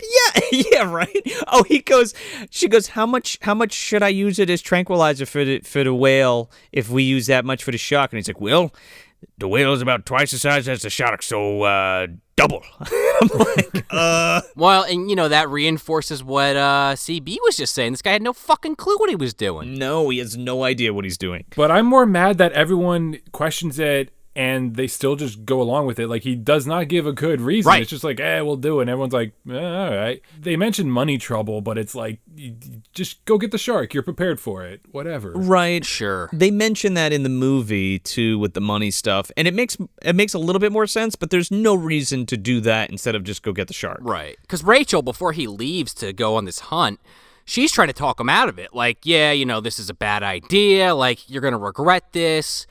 And she basically can't convince him to call it off.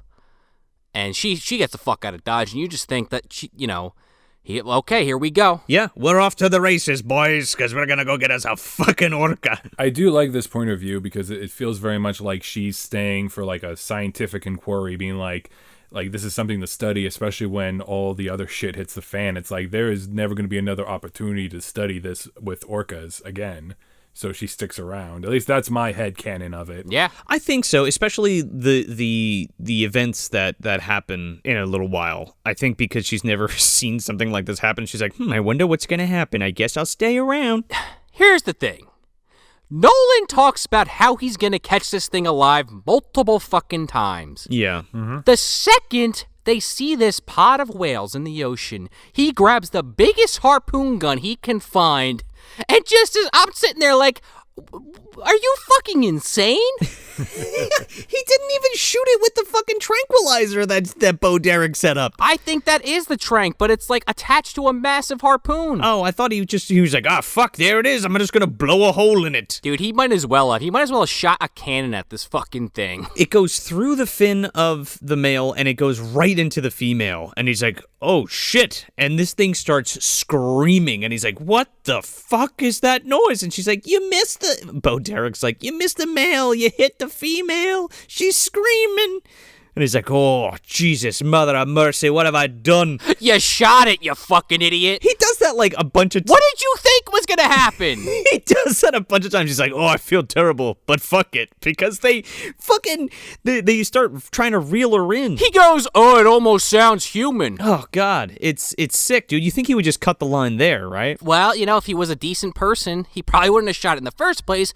But if he did, yeah. So instead, they start reeling this fucking thing in, and it tries to commit suicide by running itself into the propellers of the fucking boat. Yeah, this is hard to watch. It's pretty gut-wrenching, man. Like, and all the while it's screaming. This goes on for like a solid 7 minutes, this scene. Yeah, and that's not even the worst part, in my opinion. No, that's just the beginning. Just keeps going. It literally just continues to escalate. Then they fucking get her and they're like, oh, cut the engine off. And then they fucking pull her up out of the water. And then they swing her on the fucking boom over to the deck. And this thing is screaming bloody murder. And then all of a sudden, a fucking circus peanut pops out of this fucking thing's stomach. Not what I want to eat, but I agree. Holy fuck. This whale has a miscarriage all over the deck of the ship. Did you guys check the rating of this movie? It's PG. Yup. Same as Frozen. I believe it's a similar case as like Poltergeist, where it was like, this could be a rated R, but we're just going to make it PG. There was no PG-13 is what it was. I think it... Sure. Gremlins, I think, was the first PG-13 movie because of like the scene in the microwave or something like that. Yum. Something like that, I think. But I remember being a kid renting out movies, and my uncle saw the rating. I think it was like American Werewolf in London, and I was like maybe 8, and he was like, you're fine, you know, there's whatever back then. And I watched it, and I was like, oh, this is violent.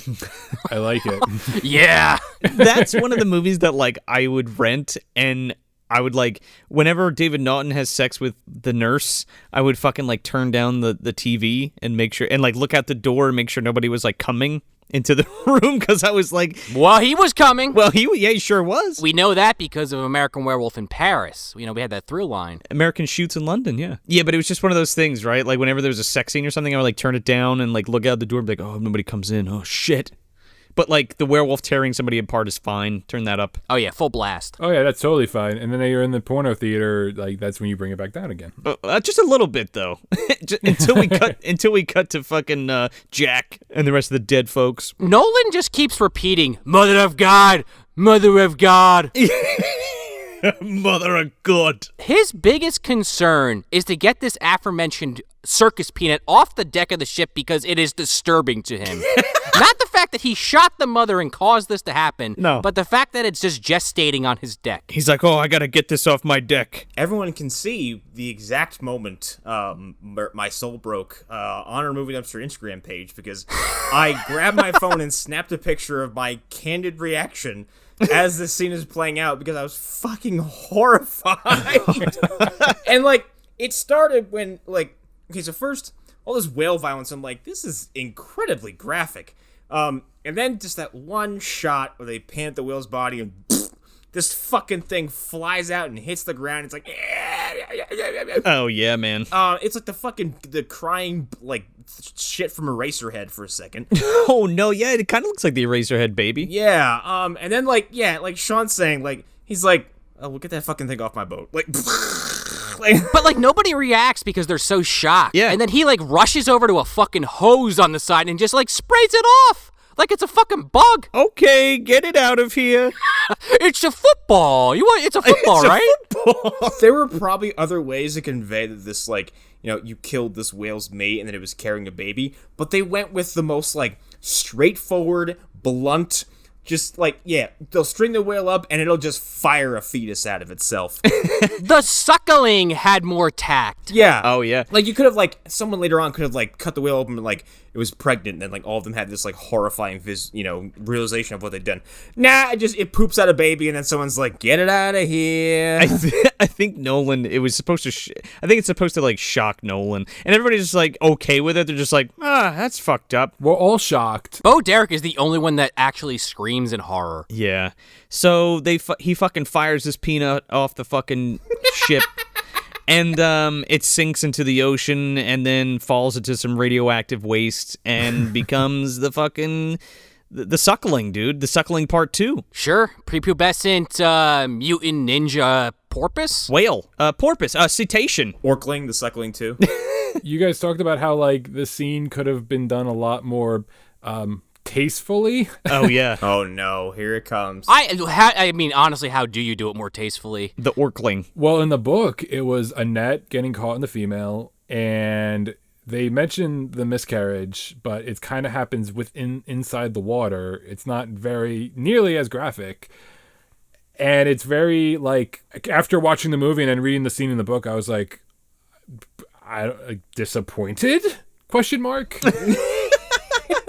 Because you open up with a wackadoo chapter about incest no one asked for, and just this hatred visual onslaught on Florida and SeaWorld, and then you just like, oh yeah, the mom dies and is miscarried and it's kind of sad. It's like, no, like I want my whale roaring. Yeah. Yeah. Well, You know, the longer you talk about this book and the more I think about this movie, I think the author of this book had some unresolved issues with his life. for sure, man. Yeah. And the writers of the movie did a hell of a job making it good. I'll tell you what. I actually agree with you. We'll talk about that at the ending. Yeah, sure. So they hose this thing off the deck, and it's still screaming. And then this is the first time Richard Harris like locks eyes with The male. and it's just comes out of the water and like looks at him, and then just fucking screams. And he's like, "What's she doing? Why is she doing that? I don't understand what's happening."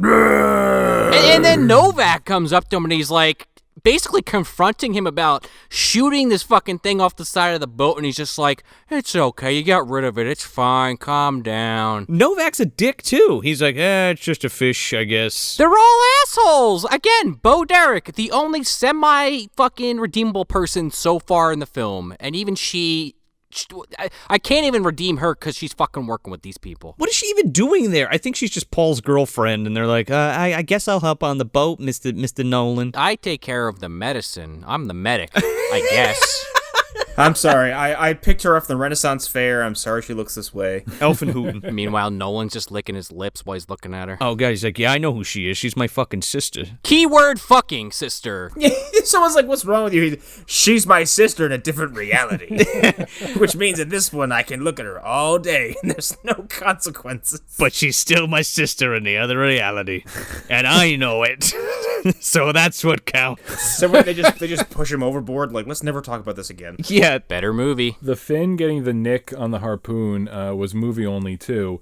That nick on the fin was actually added beforehand. This whale is apparently well known in the small town in Newfoundland, and the very original townsfolk named the whale Nick Fin because the nick on the fin. Get it? Does he go to the fucking bar there or something? How do they know this whale? Hey, Nick, how's it going, buddy? Hey. A bourbon, a scotch, and a beer. Fucking there just drinking with Aquaman. He's just sitting there with his fucking 5 o'clock shadow down in fucking shots. Yeah, he's the guy who gets drunk, like, at the end of the night, and he always, like, he wants to tell you the story about the fin. Like, you want to know how I got that nick in my fin? He starts fights with people, and Aquaman's always the one to defuse it and put him back in the water. Russell Crowe's there and fucking knocks him out, finally. The guilty will be punished. Oi! What are you talking about, you fucking... Tugger, this whale wants to fight! This whale wants to fight me! Let's do it! I'll give you a nick in your other fin! so, like, do they go into that at all? Like, how it got it? Yes. Or anything like that? A knife fight with Russell Crowe, right? It pretty much, yeah, kinda.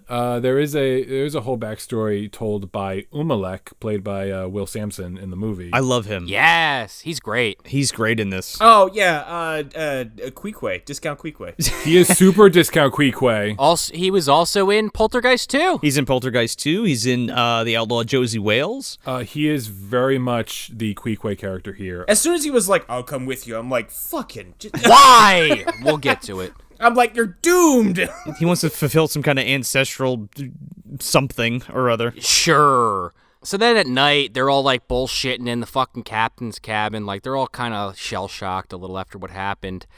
And, the fucking whale headbutts the bottom of the boat. Yeah. And they're like, the hell hit us? Yeah, they're like, oh shit, it was the fucking whale. He's like, is that it wants to mate. He's like, it's still alive. He's like, yeah, barely. He's like, all right, cut the fucking thing down. This isn't worth it. That means they've had it the whole time. How do you not hear it basically weeping for hours now on the side of your boat? It's just crying on the boat. Like, how could you even deal with that, man? That is sickening to my stomach. Just the fact that you have this animal strung up. It's like, is it alive? Barely. Yeah. We gotta get it to the seaquarium. I don't care if it's got a few holes in it as long as it's alive. Hey, here's your whale. And this thing is like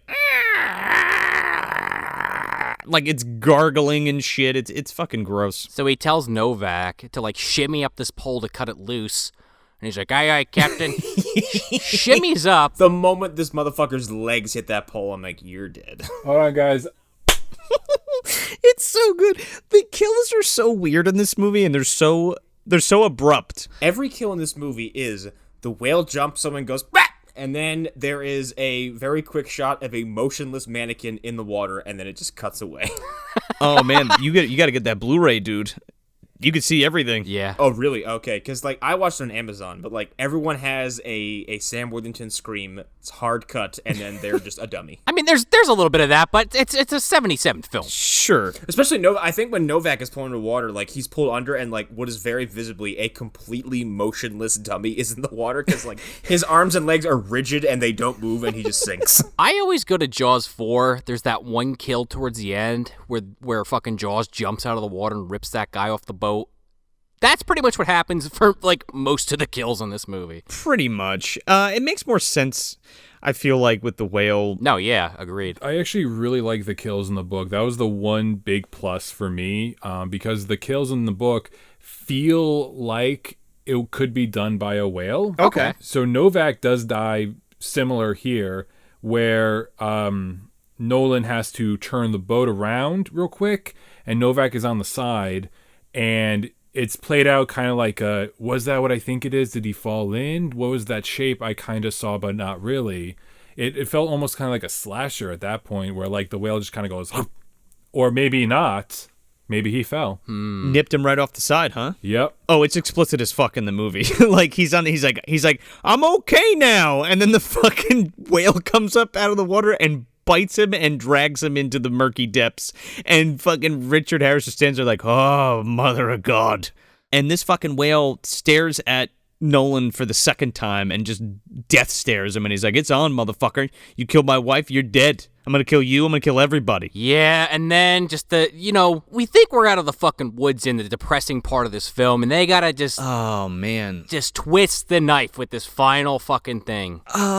So the male beaches the dead female, and he, like, takes her from super far out and just brings her inland, specifically to the town where Nolan is staying. This is where I was kind of leaning to the fact that I'm like, all right, this movie does not take place in reality. This is a folktale, because, and it plays out like one for the rest of the film. Like, the whale knowingly brings its dead mate to the town in which the man that killed her lives. Like, Well, it followed him. It followed him. also the way the way it's filmed is very like surreal and fantastical, and like Ennio Morricone's scores over it. Yeah, it is very Mad Maxy or Punisher like, where it's like, what is he in the Tom Jane one? He digs out his tombstone and brings it to I think the Howard Saint building.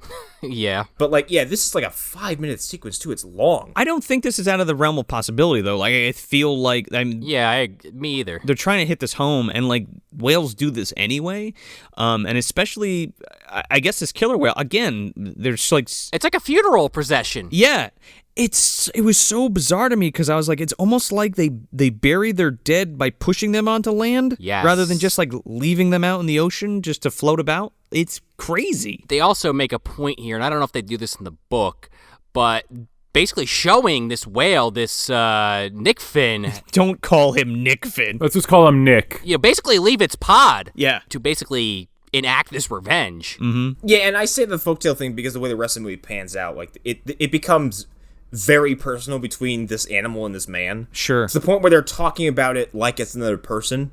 And this feels like a very human thing to do, which is like, taunt your loved one's killer by like, bringing her corpse up to his front porch. Again, like that's the whole point of kind of anthropomorphizing the whale. Yeah. And it's like, is that possible? I've always wondered that. Like, maybe it is. I don't know. I love how they mix in like the Native American stuff in a little bit, which we'll get to, because legends have to have a basis somewhere. You know what I mean? Yeah. There's something happened to start the story. I really do like this funeral scene, going back to how this feels like a 1970s revenge film, because, it is. Mm-hmm. Well, yeah. But from the perspective of the Orca, we have our happy scene in the beginning, we have our real fucked up death scene, and now we have our funeral scene. And now he's going to put on a trench coat and a skull shirt and go wreak havoc. Yeah. Paint on his beard. He's ready to go. Yeah. And the movie pretty much paints Richard Harris as an asshole the entire movie. I mean, he is a fucking asshole. Which lines up. The male beaches the female, and then like the next morning, Rachel's down there, and like Paul and Nolan are like driving by. He's like, oh, mother of God, again. He's like, he's like, you know what? You get out of here. I'm going to go take a walk I'm going to walk. He goes down to the beach, and she's like reading or like taking notes or something. He's like, what are you reading to the whale there, or what are you doing? Meanwhile, it's a dead whale that's covered in blood and fucking holes from his... That he fucking killed! He inflicted! And he's trying to act like he doesn't know anything about it. And she's like, yeah, so you killed the whale, I see. He's like, I had nothing to do with that. Sick, I don't know what you're talking about. You killed the whale. Leave me alone. It was you. You forced me to kill that whale. Yeah. This is also the scene where Rachel's like, yeah, it's your whale. It's the whale you killed. And it's like, he followed you here. Like he followed the boat, and then he took the female and put her here. And he's like, that's a bunch of rat piss. and then Jacob Umalek walks in, and he's like, actually, it's not rat piss. It actually that's probably what happened. He goes, you're the man who did this, and he's like, yep.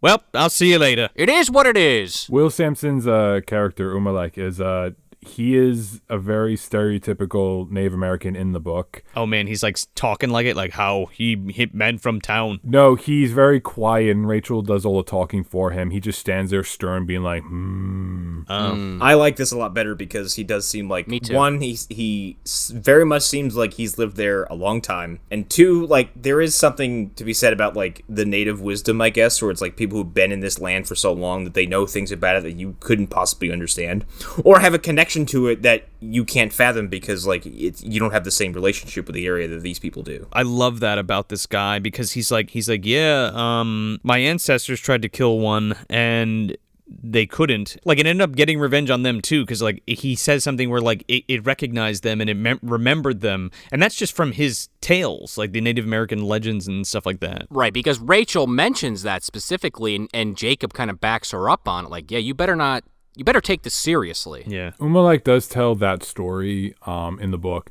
but he mentions specifically that it is Nick, our orca, who did that years ago. Oh. And I'm just like, I looked it up today. Male orcas can live between 50 to 60 years, but their average age is like 25. I don't need that. It doesn't need to be, that's the same one from the story that I'm telling you. And it's just like, no, that's just the type of animals they are. That's fine. You know what I mean? Oh, yeah, I prefer this one, yeah. He's not a fucking cryptid, you know what I mean? Yeah. Yeah, and that I think that actually separates this from being like really crazy in the fantasy area because if it was the same whale, it's like, so it's a ghost is what you're telling me. Like it is a... Yeah, oh no. No. Across time. Yeah? From the synopsis.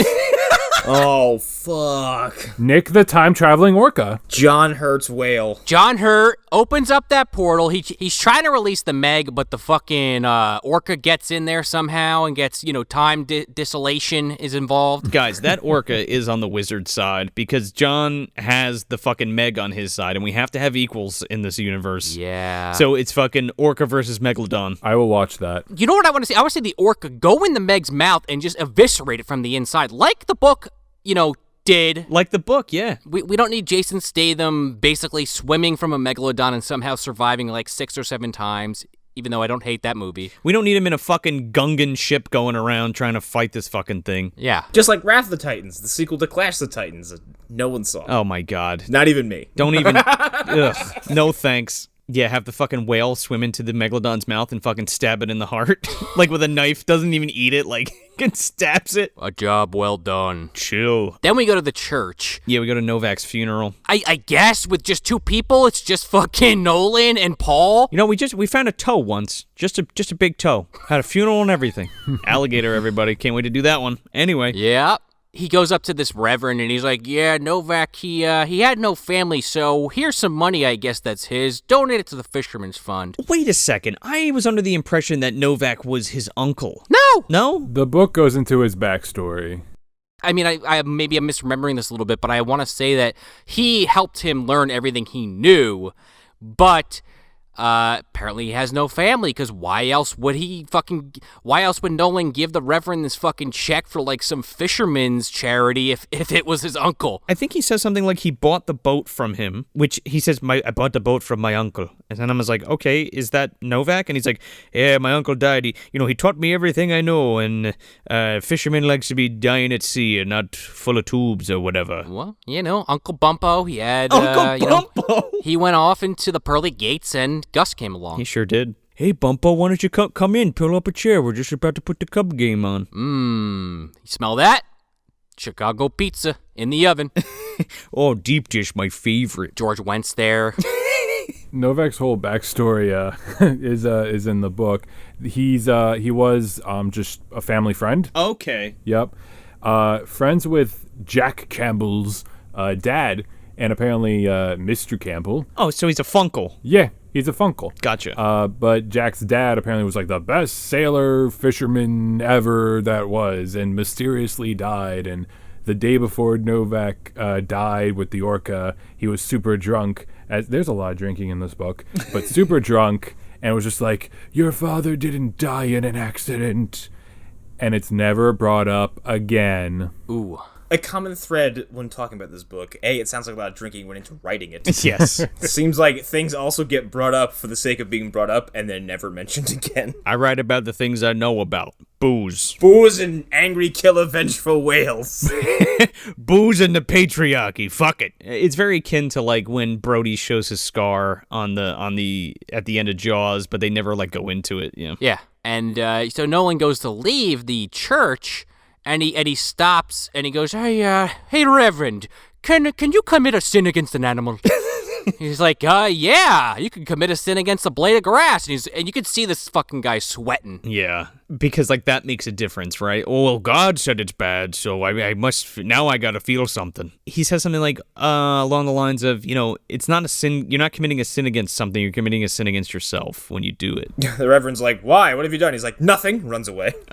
Nothing, tra-la-la, killed a whale. I mean, no, I didn't. Credit to the book, that line was in there, and I think it was a combination of like the actor making the line, but like it was one of those things where it's like, yeah, it's kind of super obvious you could sin against anything because the sin is to yourself. But it's like one of those lines that really like I remember, like with of all things, Lawnmower Man, Yeah. where he says, every phone ringing is the signal of my birth. I'm like, damn, that gave me goosebumps. That's a stupid ass line, but I love it. It's pretty great. It's legendary in the MDU. Absolutely. That red phone just starts ringing, and you better not pick up because it's Nope. bad news. Oh, yeah. And Jeff Fahey is amazing in that movie. Oh, yeah, he's fantastic. Oh, yeah. Underrated movie. Go fucking watch it and listen to our episode from... Watch the director's cut. Yeah. Watch the director's cut, everybody. Speaking of, I just got the Blu-ray in the mail from Shout Factory. Can I say it enough? Go watch that fucking movie. Cybo Man is in it. What more can we say? Don't deprive yourself of Cybo Man. Yeah, Connor. Yeah, apparently. So, You ever go back and watch it? No, I haven't, because I keep forgetting we did it, but I should go back and watch it soon. it cuts to the next day, and we're introduced to Al Swain, who I guess is like the dock manager guy, played by Scott Walker. And he's basically like, hey, how you doing there, Nolan? And he's like, hey, guess what? I just want to tell you something. It's a pretty tight-knit community. Everybody knows everyone. So, I heard you were trying to catch a killer whale there. We're a little superstitious about that around here. Drives the fish away and shit. You get what I'm saying? What I'm saying is get the fuck out of here. We don't want this shit here. What I'm saying is we'll break your fucking kneecaps. Get out of here. We'll fucking sink your boat, fuckface. Here's the thing. Now that Smith has kind of broken down to us that Nolan originally came from Florida up to Newfoundland, it kind of makes more sense that he's not intertwined with this community. But in the movie, it's like he's been there for years and years and years, and he's just like, Al Swain, I've seen you around for like the last 15. I've never had a conversation with you. I have the house over there. I'm renting it, I guess. Well, he's new to the port, and I think he's renting the house for like a month or something like that. And it doesn't explicitly say that he came from Florida, right? Well, that's where I'm confused up until I learned that little nugget of information. Not in the movie. I thought he just kind of strolled in. In the book, he's explicitly from Florida, and we are introduced to like pretty much the entire town. There's a Constable Smith, no relation. Constable Bob Smith. There is a Robert Smith, who's the mayor. Again, no relation. Hey, you just said it, Bob Smith. Yeah, there you go. Fucking Joe's a mind reader. We just found out. The funny thing is like later on we learn more and more about this town, about how like it's superstitious about orcas and stuff. But they actually are like more like the town in Jaws, where they're kind of like, yeah, let's go after this whale later on in the book. Huh. You yell shark. Everybody says, huh? What? You yell orca. And we don't have no fish here, motherfucker. So get out of town. Yeah, it's bad luck.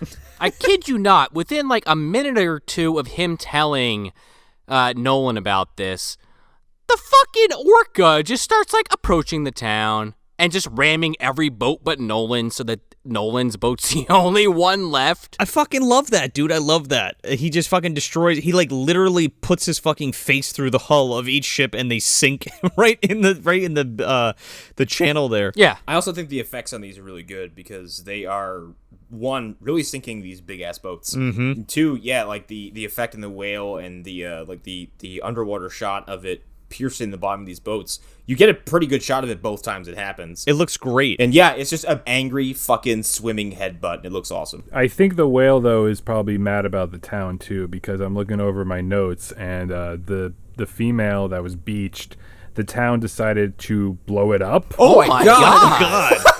That would have been another layer to this movie that would have fucking went in. Was that another Jaws reference? Hey, they blew it. You son of a bitch, smile, blow it up. We're gonna blow up the female. Okay, let's stick a fucking tank in this thing's mouth and shoot it. Kids were throwing rocks on it and stuff. Oh my god, that is weird. This town's fucked up. What is the point of that? Well, they do that a lot. That's a thing. Yeah. It was tried before. One town, I wish I remember the details, but like there was a huge beach whale and they decided to blow it up, and they didn't know how much dynamite was, the right amount. Oh, I've heard about this, and this is this is fucked up. Yeah.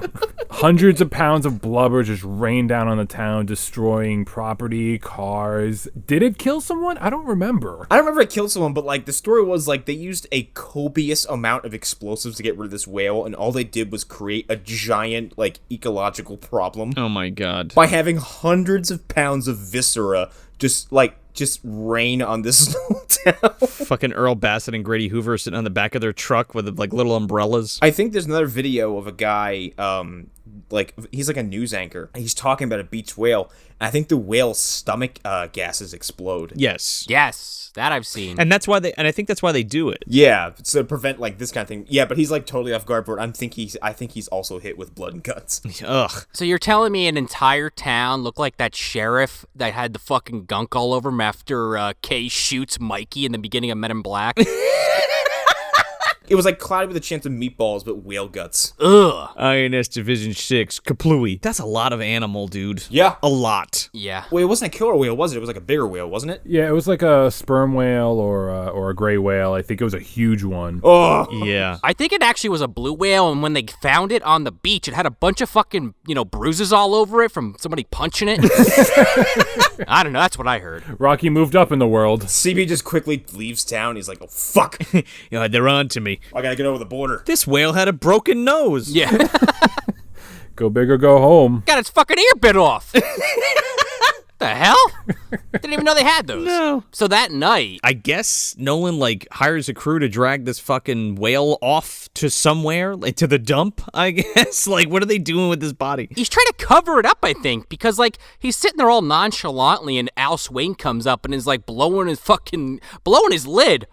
He's like, oh, yeah, you know nothing about this whale? He's like, oh, yeah, crazy, right? Yeah, I just happened to, come down and take it out. What's the problem? Rachel gives him a book real quick, and he's like, oh, now you're trying to get me to read. And she's like, yeah, it's like legends and shit about whales and stuff, and what killer whales do. And he's like, oh, great, thanks. I'll be sure to put this on my night table and never read it. I'd be far to use it for kindling.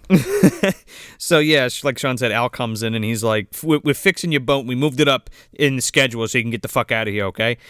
And he's like, you gonna go kill that whale or what? And he's like, hell no, I'm not gonna go kill that whale.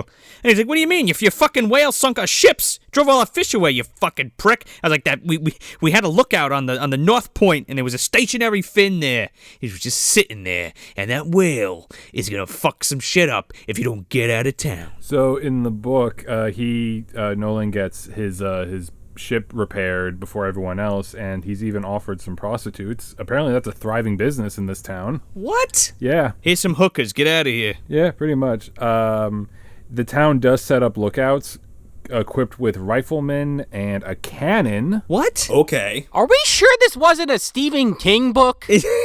I mean, all the marks are there, but you're missing the American cars. Yeah. Sure, yeah. Are we getting ready to fight the bleeders coming out of the fucking island depths? The sea bleeders? It's like they're cousins? Yeah, the fucking humanoids from the deep. There's a big reveal, the whale jumps across the water and Granny Van Dam is on its back,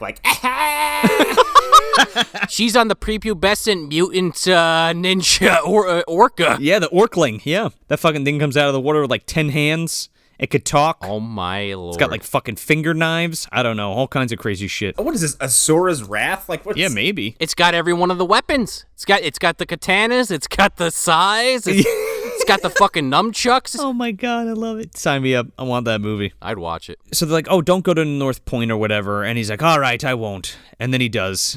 And then he sees the whale, and the whale's like, I see you, motherfucker. I fucking died in this scene because, like, he's over there and he walks up, he's like, it no big thing. 10 points to Gryffindor. And then this fucking whale pops out of the water and goes, and he's like, oh, there you are, shit. With a bright red light fucking shining on it. Dude, I love it. Like a Giallo film. yeah, it's such a fucking, it's both terrifying, it's terrifying and kind of hilarious. It reminds me of Jaws the Revenge in the beginning, like, Yes. where the shark comes to get Brody's son? Yeah. And the red light's going off, and it eats him? Oh, yeah. Do you think they saw Orca? Probably. Yeah. Ripped it off, those sons of bitches. Yeah, because by that time in the franchise, they were just like, fucking and whatever. It's literally called Jaws the Revenge. Oh, man, you know what I just realized? You know, I said that all those kills made me think of Jaws the Revenge, but really, Jaws the Revenge just ripped off Orca. Yeah, sure did. Those motherfuckers. You know, I can kind of believe that based on, like, how ridiculous Jaws 4 is. Fucking Jaws 4 is so stupid. Yeah, and, like, I think this movie is a little surreal and ridiculous, but, like you said, Jaws 4 is goofy compared to this movie. Yeah. The premise of Jaws the Revenge, I'm pretty sure, is like, it's the offspring of the original shark, and it wants to kill the Brody family because it knows that Sheriff Brody killed its mother. Yeah, and it tracks them from, like, Amity to, like, the fucking tropics or something. Like, Yeah, no. See, I can't buy that. I buy it with the whale. I don't buy it with the fucking shark. well, yeah, you buy it here because this is such a small area and, like, it's very condensed. Whereas that, it's like they left from what could be New Jersey all the way down. It's also a hyper-intelligent animal that migrates and does all kinds of shit and communicates across the fucking world. Oh, yeah. Sharks are just like, I'm stupid. Great white sharks actually are known to be really good mothers. They keep with their pups for a long time. So it's not... Really? I mean, it's obvious. It's obviously crazy in Jaws of Revenge, but it's not that far-fetched. I mean, it is, but... So are you telling me that the first Jaws movie is just a mom trying to take care of her kids? Eating the Kittner boy? She's like, yeah, well, I gotta feed my family, so here you go. I will read that fan fiction, yes. Someone make that, I will read it. I'm just imagining this, like, shark going home and, like, these, like, shark babies are, like, going all the crazy. She's like, tuck it in, boys, you know I'm working nights. I'm sorry, what was that? A what shark? A baby shark? Oh, my God. Do. All right. See yourself off this program. In fact, Michael Caine found that baby shark, and he said, I found baby shark. I found a baby shark. I found a ruby. I found a baby shark that was the size of a whale fetus. I found a ruby the size of a baby shark. You think Michael Caine fucked that shark? I found a ruby the size of a circus peanut that came out of an orca's vagina. But only the stale kind that came out of the orca's vagina. Impossible to chew. You gotta put it in your mouth and let it soften it up a little bit before you chew it. I think he was in that helicopter at the end of the movie. I think so. You think he fucked that shark? And they're like half-breed kids? It's like Chalky from Cabin Boy. That's how that happened. Well, Michael Caine might not have, but we don't know what Nolan's doing. Oh, well, no. Nolan fucks the orca. Yeah. Sure. That's different. Going back to that North Point scene, that part is in the book too. And this was another one of those scenes where I was like, I really wish they added this in there. So there is a dog in the book, just named Dog, because Jack Campbell does not care to know its name because he's an asshole. I hate this person. Is it a sin to not name your dog? Does he kick it into the water or some shit? They're on the beach, whatever, and it's very foggy, and they really do set this really cool scene, whatever, with the waves coming in. And out of nowhere, the orca lunges onto the shore, which is actually a hunting practice in orcas down in South America when they hunt seals. Really? Huh. This is a thing that orcas do. And I really enjoyed that scene in the book. And he eats the dog. Hey, remember the scene in Jaws when the guy's like yelling for his dog and it never comes back? Pep it. Remember that scene? He throws a stick to it, right? But like then the dog gets out of the water. And then something else happens. Yeah, but we get a little bit of that breaching a little bit later in the film. There's a quick scene too where where Nolan catches up with Jacob, and Jacob's like, yeah, you should probably try some Native American magic to get rid of this fucking whale. And he's like, oh, would you do that for me, lad? And he's like, No. The world's changed now, and even our gods dance to a new song. And I loved that line. You're downplaying this scene extremely because Why? yes, he does say that, but he laughs in this guy's face like he's an asshole. Like, yeah, could you try that for me, you fucking idiot indigenous person? I thought he was serious. Like, could you do that? And he's like, no, I'm not doing it for you, you stupid fuck. Yeah, let me do my rain dance for you, you fucking asshole. This is the only guy that's showing you any sympathy for some reason that I'm not really sure about. And he keeps coming back to him like, I'm gonna help you. Do whatever you gotta do. And I'm like, why? Yeah, for reasons that are never really explained. Could be nefarious. No one's sensitivities to it, like, would lead me to believe he just walks up to him and he's like, Tatunka. And just like does something really insensitive. Yeah, I feel like again, like he's only there because Nolan's interacting with the orca, and he's like, well, I'm gonna do it too. Well, I think he's also there as like as kind of like a filter for which the animal's intentions can be announced through a different character. Sure, yeah. We also I want to note this now because it's going to come up later.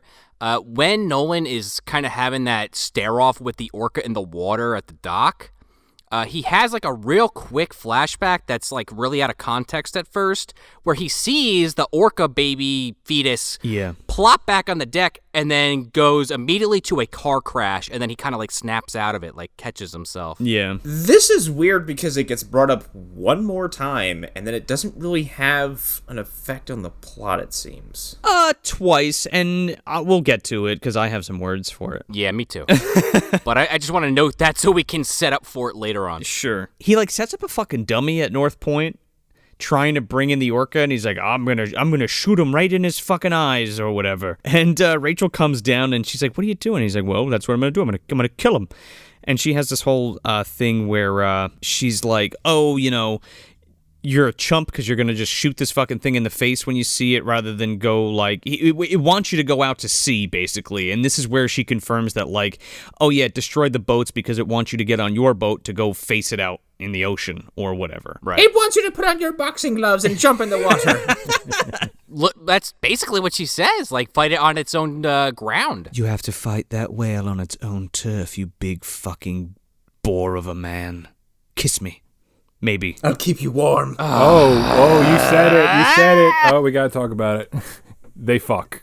They fuck. It's implied in the movie, and I'm like, why is she fucking this guy? Yeah. They have negative chemistry. Like, the whole time in the movie, like, she's just chastising him for being a piece of shit. And he's like, isn't that special? Anyway, you're a woman. Yes, that whole everything you just said, that caricature, that is Jack Campbell. And the fucking scene is this scene right here, the dummy scene. He fucks her in the tent? They don't have a tent. They have a sleeping bag. They are literally like arguing. They're like, fuck you. And then they just kind of lock eyes and they're like, and then it just goes off. And then Rachel is like, I'm headstrong and independent because I'm worried that people don't think I'm good in bed. And I'm like, this is the worst. What? Yes. So you fuck a drunk sailor? Old drunk sailor? What are you talking about? You fuck a murderous drunk sailor. An insensitive scumbag. Is this the scene where she says, like, if we're treating this whale like a person, like, then we have to consider what it wants? Yes! Yeah. She does! Yeah. And then she fucking reneges on it later! She sure does. I hate this character! I fucking hate her! Yeah, because she says something like, well, we need to give the whale what it wants if we're considering it's feeling like it's a person, and what it wants is you, so you need to get in that water and face it on its own terms, like on equal footing, which, like, really, there is no equal footing between Nolan and this thing. No. How do you even fucking do that? No. The whole movie convincing this guy that he's got to take care of what he started, and then in the last, like, 30 minutes, she totally flips her stance, and I'm like, what the fuck are you talking about, lady? She does. She's like, oh, you gotta go face him. And then he's like, well, I'm gonna kill him. And he's like, no, you're gonna try to murder him, huh? And he's like, you're an animal. Science should be studying you. And, like, to a point, I understand that. Yeah, and she's gonna study him, apparently. She's gonna study his fucking dingus because, like, I don't get it. It is so horribly awkward, and the fact that, like, she doesn't change at all during this whole thing. They're still, like, bickering with each other, and then randomly she'd be like, oh, darling, are you ready to go out there and fight the whale? And it's very frustrating. There is no way in real life that this woman would fuck this guy. I'm sorry. She just wouldn't. This is also the scene, and I'm just curious how this plays out in the book.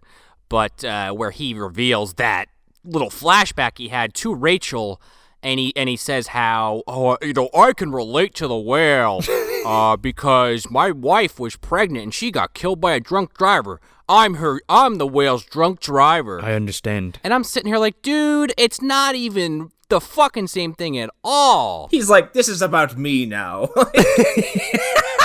Well, he is that guy, right? Yeah. I mean, they try to establish this like kind of symbiotic relationship between him and the whale, but it doesn't quite work because it's not exactly the same thing. Like, it's not like he was under the influence while he killed this fucking orca, right? I mean, well, he kind of was. You could say that he was green, trying to with greed. Sure. You know what I mean? That's all he was thinking about, like blind with greed. But like, it doesn't. It's kind of not the same thing, but I guess it's one of those things where it's like, well, I'm a human being, and everything else on the earth is fucking beneath me, and I don't give a shit or respect it. Everything you just said is not in the book at all. There's no backstory. There's no anything like that to make him sympathetic in any kind of way. No drunk driver. There is a wife, but she leaves him because he's a horrible human being. Because he is. Good. Accurate. I like that better because, again, he's trying to build sympathy for himself. But, like, let's look at this. Let's break this down just for a minute, and then we can move on. Sure. Drunk driver.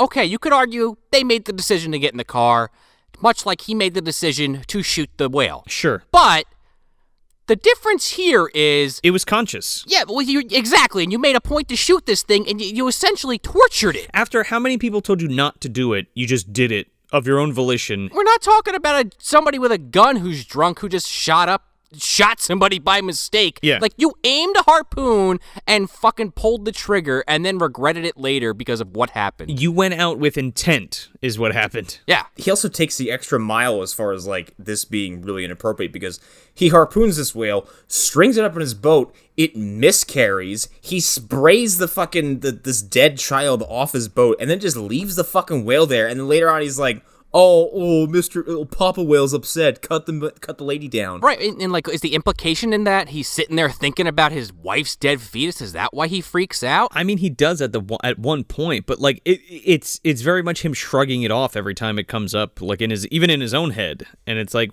dude, like these events are unfolding in front of you, and you're just like, whatever. I mean, I guess it's enough to get Rachel to sleep with him, since there's no prostitutes in the movie. I think she's fucking drunk, is what it is. I actually prefer this backstory because at least it's something. Yeah. Like reading page after page of just the most... I hate this character so much. No, yeah. It does give him a reason, I guess, to, like, suddenly give a shit about what he's done. Right. But at the same time, like, if this was such a traumatic event for you, like, the moment you did this should have triggered something. Unless you're such a self-loathing, like, hateful douchebag that, like, you don't even consider this horrible thing that happened to you when you've essentially committed the same atrocity against nature. Like, you're kind of a scumbag too. Yeah, in his head though, he's like, it's just a fish. I fish. That's what I do for a living. You know what I mean? Yeah, right. Yeah, exactly. I think another thing is that Richard Harris is like, he's a good actor and he's able to emote well. That too. Yeah. Yeah. And that's why we like him, at least in some regard. No, for sure. I mean, I hated the guy, but they at least made an attempt to humanize him. You know, you add the whole thing where he goes to the Reverend, because you can tell he's feeling the weight of this, I guess because it screamed when he shot it, and the whole fetus situation, and he's not really sure how to feel about it, because like you just said, he's just a fisherman. He's never really had to think about these things until now. Right. Yeah, and then later on, he's like, I'm setting this boy up to be murdered by an evil wizard. And Snape's like, how could you do that? That's pretty fucked up of you. And he's like, whatever, Snape, don't tell me what to do. It was all part of the plan. Don't you worry about it. Yeah. Then the whale breaks a bunch of fucking gas pipes. This shit Oh my god. had me fucking rolling, because at this point, like, this is where I was like, this is a fucking fantasy movie. Yeah. Yeah. This whale, like, approaches the fucking island, smashes some oil pipes, like, that are, like, conveniently placed over the water, or something. I'm not really sure what Gas pipes. They're gas pipes, yeah. The petrol. It causes a fucking explosion at the nearby refinery or something, or, like... He pops the fucking pipes off and then manages to, like, smack this other ship that has, like, a lit lantern in it that falls onto the gas and then lights the boat on fire, which explodes, then catches the pipe on fire, which runs to the refinery, and it fucking the entire island explodes pretty much. The spooky wind from Final Destination has less, like, intuitive instincts than this whale does. The spooky wind. Meanwhile, it's like breaching in the air, fucking like basically in victory as this gas factory blows up in the background. It's like, Doesn't it do like a backflip or some shit? It might as well have. yeah, it fucking celebrates. This scene is in the book, but like I mentioned before, how like the whale's perspective is non-existent in the book. Right. What we do have are Janet and Tim, two teenagers out on the rowboat about to be making out. And apparently Janet, I quote the book, she plays with her tongue like a trumpet. Oh my god, I don't like this book. No. Just based on what you're telling me. Now he's like, oh, that's what it's like to kiss my daughter now instead of my sister. It's like boobs with it feels like bags of sand. So any music nerds listening, you know full well that a trumpet is not played with a tongue. You play with your lips, you vibrate, and that's how you make the sound. Mm-hmm. Now, a harmonica, you use a tongue to change the pitch of the note inside. And this is our little Free Willy connection. Does anyone remember the song with the harmonica and Free Willy? No. The Michael Jackson song? No, there was some kind of song. The kid plays it, and the whale kind of does like a weird duet, I think, with it. Oh, geez, no, I don't remember that. Was he fucking like John Popper from Blues Traveler?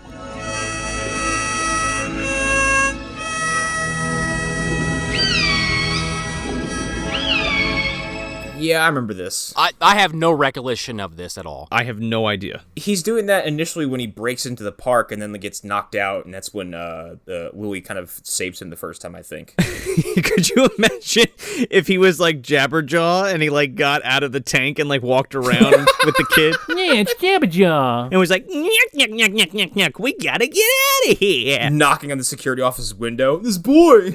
I mean, honestly, that's how I picture this Punisher Orca. Just add the beard. Time traveling Punisher Orca. Punna Orca. Come with me if you want to live. The Orca-er. Your petrol stations will be punished. I'm gonna kill your snack machines. This book is weirdly super horny, despite the movie not being like sexual at all. No. Oh, the movie's virtually sexless. Yeah. Like we have the prostitution thing, and then we have another point where when the boats were being repaired, a large boat was being lifted out of the water, and it was described as a fat woman nude. End quote. What the fuck? Yeah, I know. It's like playing your tongue like a trumpet. Well, now that you mention that, there is a lot of fucking in the Jaws novel. Oh, yeah. When I read that, it's not what I expected, and obviously that's another case too where the movie's better than the book. It's weird. There was like a rape fantasy, wasn't there at one point?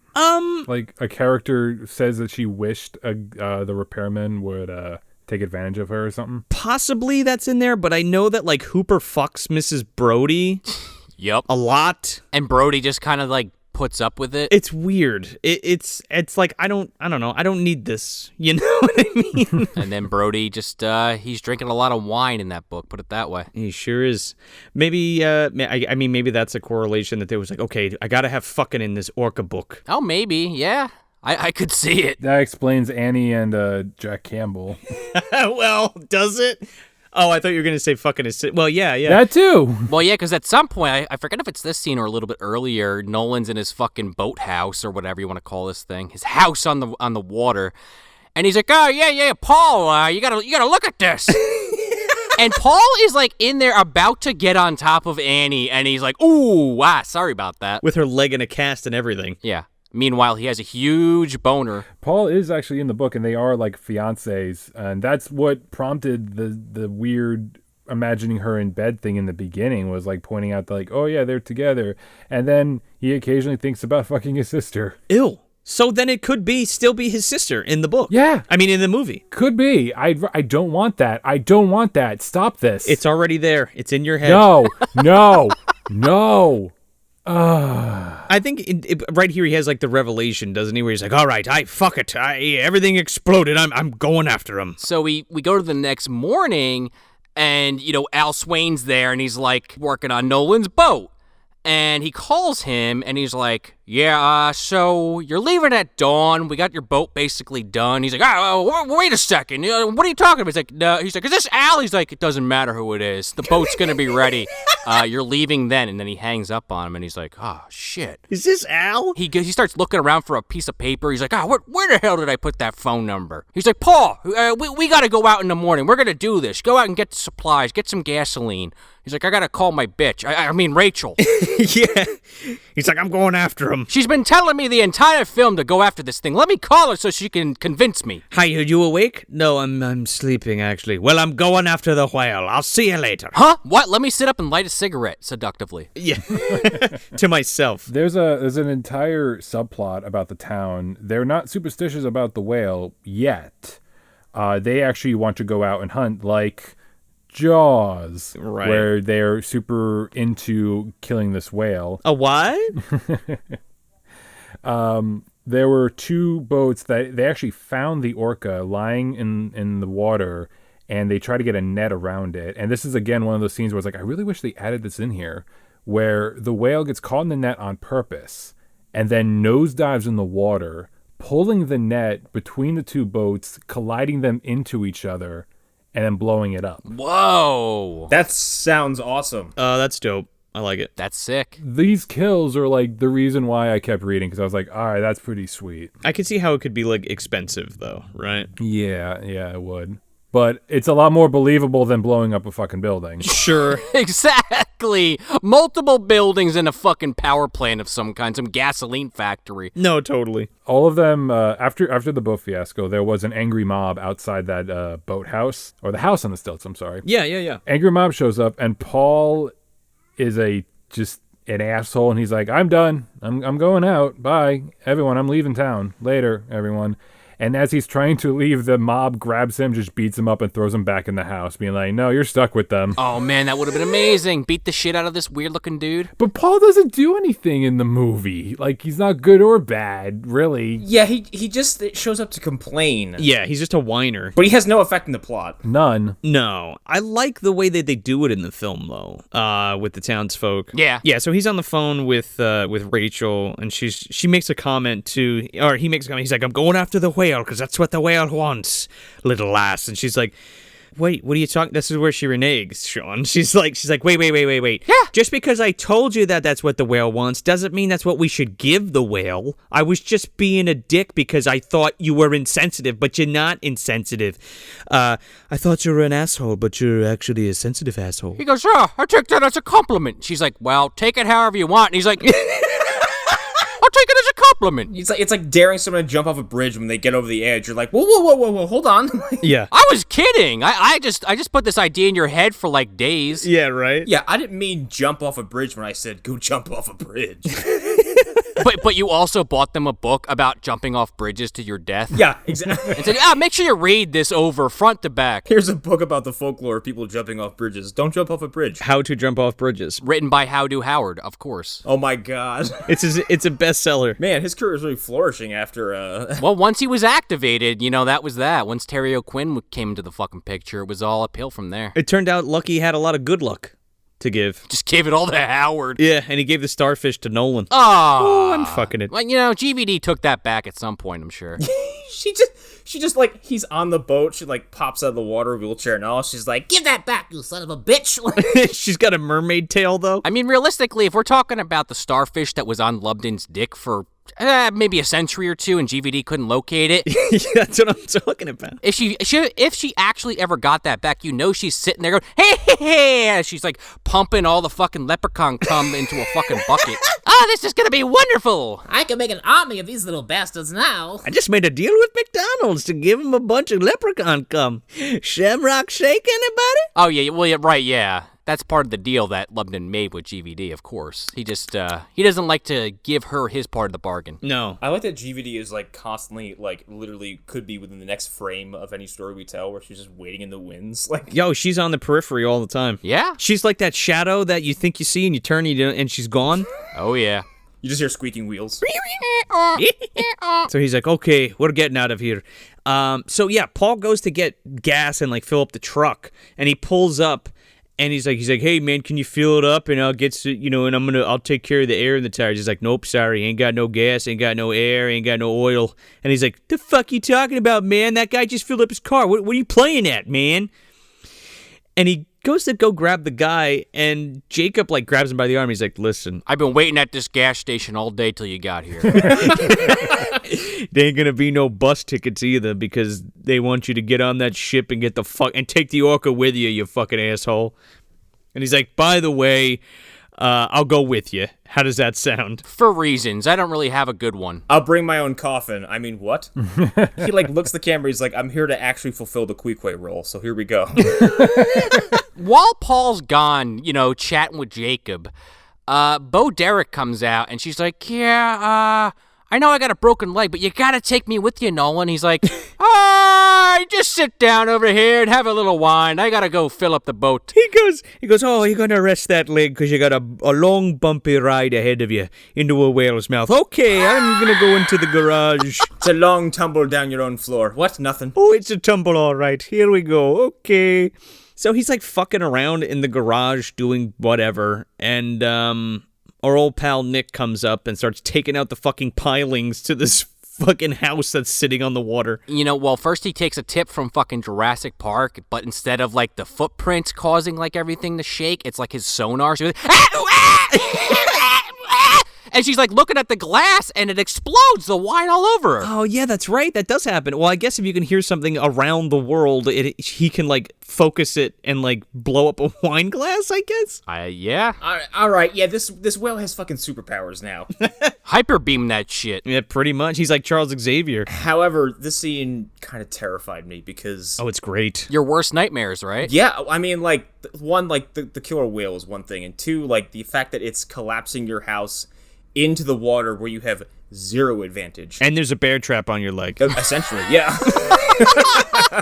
Bringing it back to ticks. Mm-hmm. But you're right, Connor, because, yeah, like, it starts hitting all these fucking support beams, and this house just starts sliding into the water. It's fucking scary. And Nolan, like, sees it happening and rushes in, and Bo Derek is, like, fucked beyond belief. Oh, man, she rolls to the fucking back of the house by the water. I mean, as, gravity. But, like, it takes a while for this whale. Whale's, like, taking its time. Like, okay, this one. He's playing fucking Jenga or some shit with his house. He's like, okay, I'll attack once I can see the guy I actually want to kill. But until then... Well, I want to make sure the guy I want to kill sees me kill or maim somebody that he loves. And, it happens because Nolan comes in with a net and him and Paul are trying to get Bo, basically, to pull them up. But because it's on such a slant, it's kind of even hard for them to pull her up. Yeah. And the fucking orca breaks through the floor and starts taunting them. Yeah. Yeah, and they're falling down this floor, too, as they're trying to get her. Like, they're slipping and sliding while holding onto this net. Yeah, and fucking, the orca actually hits it, like, one last time, and Nolan goes tumbling to the end where Bo Derek is. Holy shit. Yeah, it looked fucking painful, because he careens down this fucking floor and, like, hits back first against, like a little wall or something. Yup. And then finally, Bo Derek kind of slides far enough to the edge where the water is, and the fucking whale comes up and bites her broken leg off. Yeah, in one single, like, and then just fucking swims off. It's just like, I'll take this. He fucking give me a break of that Kit Kat bar, and there it goes. Give me a break of that Bo Derek bar. It pops off like a baked good, just like there's no resistance to it whatsoever, and then he's swimming away. I'm like, it looks like a fucking fruit candy. Like, well, because it's in a cast. There had been enough time between the super violent abortion murder scene that I forgot how violent this movie was. Oh yeah. This scene is played word for word, pun, by the book. Oh, that was another pun there. Played by the book. Boom, ba-doom, tsh. You're fired. You fucking nerd. Twofer. The only difference is that the leg does not come off. The whale kind of chews it, but it gets amputated at the hospital a scene later. Oh. That's literally the only difference. Wait, so there's a scene at a hospital? Oh, yeah. And they asked, like, where's Paul? Turned out Paul left in the middle of the night. He was... What? He got his gas. Hey, Gotta save his own ass, right? He's you take your sister with you, you fuck. I do like how this ends where Nolan is like sitting at the bottom of the debris and he's like, "You win! Fine!" Oh, he's like, Harry Potter, why'd you throw your name in the goblet of fire? Yeah, he wasn't the screamy Dumbledore. He was the very kind, gentle Dumbledore. And then Michael Gambon came out and he's like, "Who wants to be yelled at?" No, I know, but He was the good Dumbledore. yeah, he was the sleepy drunk Dumbledore. I will fight that. I always liked the look of Richard Harris as Dumbledore and his cadence, but those later films, there's no fucking way that guy would have been able to pull any of that off. Well, because he died. Yes, obviously. I'm just saying Richard Harris at that point in his life was not necessarily the most agile person. Dude, he it looked like he broke his legs every time he walked. All right, Rich, just stand still. You know that's the thing though, like when he does eventually ascend to Dumbledore, he just has that levitation spell going at all times. There you go. Yeah, exactly. Just 2 feet above the covers. He ascends twice. We'll get to it, but we were not there yet. We're almost there. We're teasing it out like a motherfucker for some reason. I can't wait to break it down. Okay, here we go. But this is also another Jaws reference, I feel like, because he's like, you son of a bitch. He's like, you want the vengeance, you son of a bitch, you vengeful son of a bitch. Yeah, he shakes his fist at the air and shit like that. Yeah. Winks at the camera. So they end up getting everybody together. So it's Jacob, Rachel, Nolan, and Paul. And they get on the boat, and they're like, okay. And Ken. Don't forget Ken. Richard Carradine. Got to get him in there. Oh, yeah. I forgot about Ken. Who can forget Ken? In the book, there's this new character named Pierre Robichaud. Why? Just cause. Does he meet a similar fate? Yeah, he's the new Paul. He is the new Paul. Oh, he's okay. Because okay. I totally forgot about Ken, and then I remembered Ken in one scene because he's in one other scene besides this one. I don't think he has any dialogue past that first scene in the beginning. He's just kind of there. He says something on the boat to the effect of like, "What do you mean?" or like some kind of snooty bullshit. So they gather everybody up, their crew, and they just set fucking sail for the location where he killed the female. Sure. And they get there, and the whale is like fucking with them, kind of. Yes, I love this because it kind of starts like flipping its tail in the air from the water and kind of doing like a. This is some Shamu shit, so I'm sure, again, it was at SeaWorld. But it's like swimming in a circle with the fin kind of saying, hey, follow me. Yeah, it's kind of like beckoning him with the tail and like with the fin like waving on the side. It bumps the boat and does a bunch of shit. And then Nolan's like, I'll fix this fucking fish. And he goes to light a stick of dynamite. He goes, it's just a death charge. Yeah. What's the big deal? It's like it's like something it's something like Gramps would use to fucking blow a wall out to find some gold. That's my prospector's helper. Here we go. Oh, yeah, use this to find something in the bottom of a fucking mine shaft. That's how I go fishing in my pond. I throw a firecracker in it. It's so weird because Rachel, like, goes to stop and she's like, no, don't do that. And he's like, get off me. They end up dropping the dynamite on the deck. And he goes and grabs it and throws it overboard and it explodes. But then she, like, throws up. Yeah, her character at this point's confusing because she's like, yeah, go on this expedition. I'll go with you. And then he goes to, like, drop dynamite in the water. And she's like, how could you be so barbaric? And then fucking has a meltdown. It's like, you gotta fight the whale in the water with your fists. You can't blow it up with dynamite. How dare you bring weapons to this fight between an animal and you where you are significantly physically disadvantaged. I was gonna say, in the book, there was like a back and forth between the two of them, where like it was only using self-defense with the dynamite and everything. And this battle where this is where the mate died, the female died. There was a whole big thing between grenades, rifle shooting, and Rachel only mentions it maybe 14 pages later. After that, being like, I thought you were here to defend yourself, but now I know that you're here to kill it. It's like, woman, there was like a whole chapter before that. But why are we out here then, if not to kill the whale? I don't know. You know what I mean? He's definitely not still trying to catch this thing. No. In fact, he never was, as we talked about earlier. No, not at all. So the whale's like gesturing them, and he finally clicks in his head. He's like, "Oh, it wants us to follow him to Shang Tsung's island and prepare for the final combat." I fucking wish. Among all of these shenanigans, the Revenge of the Nerds guy gets like eaten off the side of the ship. Yeah, real quick. Like super quick. He's like, "Hey, what's up? I made sandwiches," and then just like gets fucking eaten.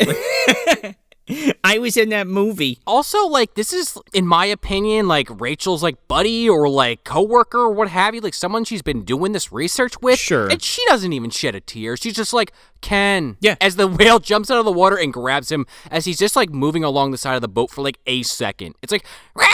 And then just rips him off the boat. She expressed more emotion towards him throwing, Nolan throwing dynamite in the water. Yeah. That could have possibly maimed this animal than she does for Ken.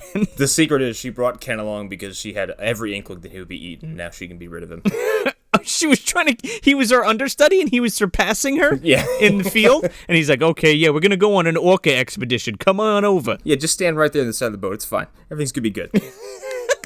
Teach you to fucking write a thesis. The whale doesn't want you, it wants him, okay? You'll be fine. Teach you to try to steal my fucking grant money. Apparently I messed up. Pierre is Ken.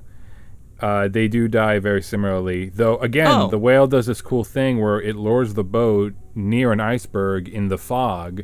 Nolan doesn't recognize that, and he tries to do a sharp turn before he crashes into the iceberg. It's luring Nolan into an iceberg the way I would think an orca would fight in that scenario. And then Pierre topples to the side, and the whale eats him. Okay. And we all shed tears for poor Pierre, who was in here for like 20 pages. That we meant for like a second. Yeah. Pierre! We eventually do get a scene like you're explaining where, like, it's foggy and then it's not foggy and they almost hit an iceberg. But not in that context of someone also getting eaten. No. Yeah, the iceberg scene in the movie is one of those. It's another ship building blowing up type scene where it's like, no, that can't. No, that's not a thing.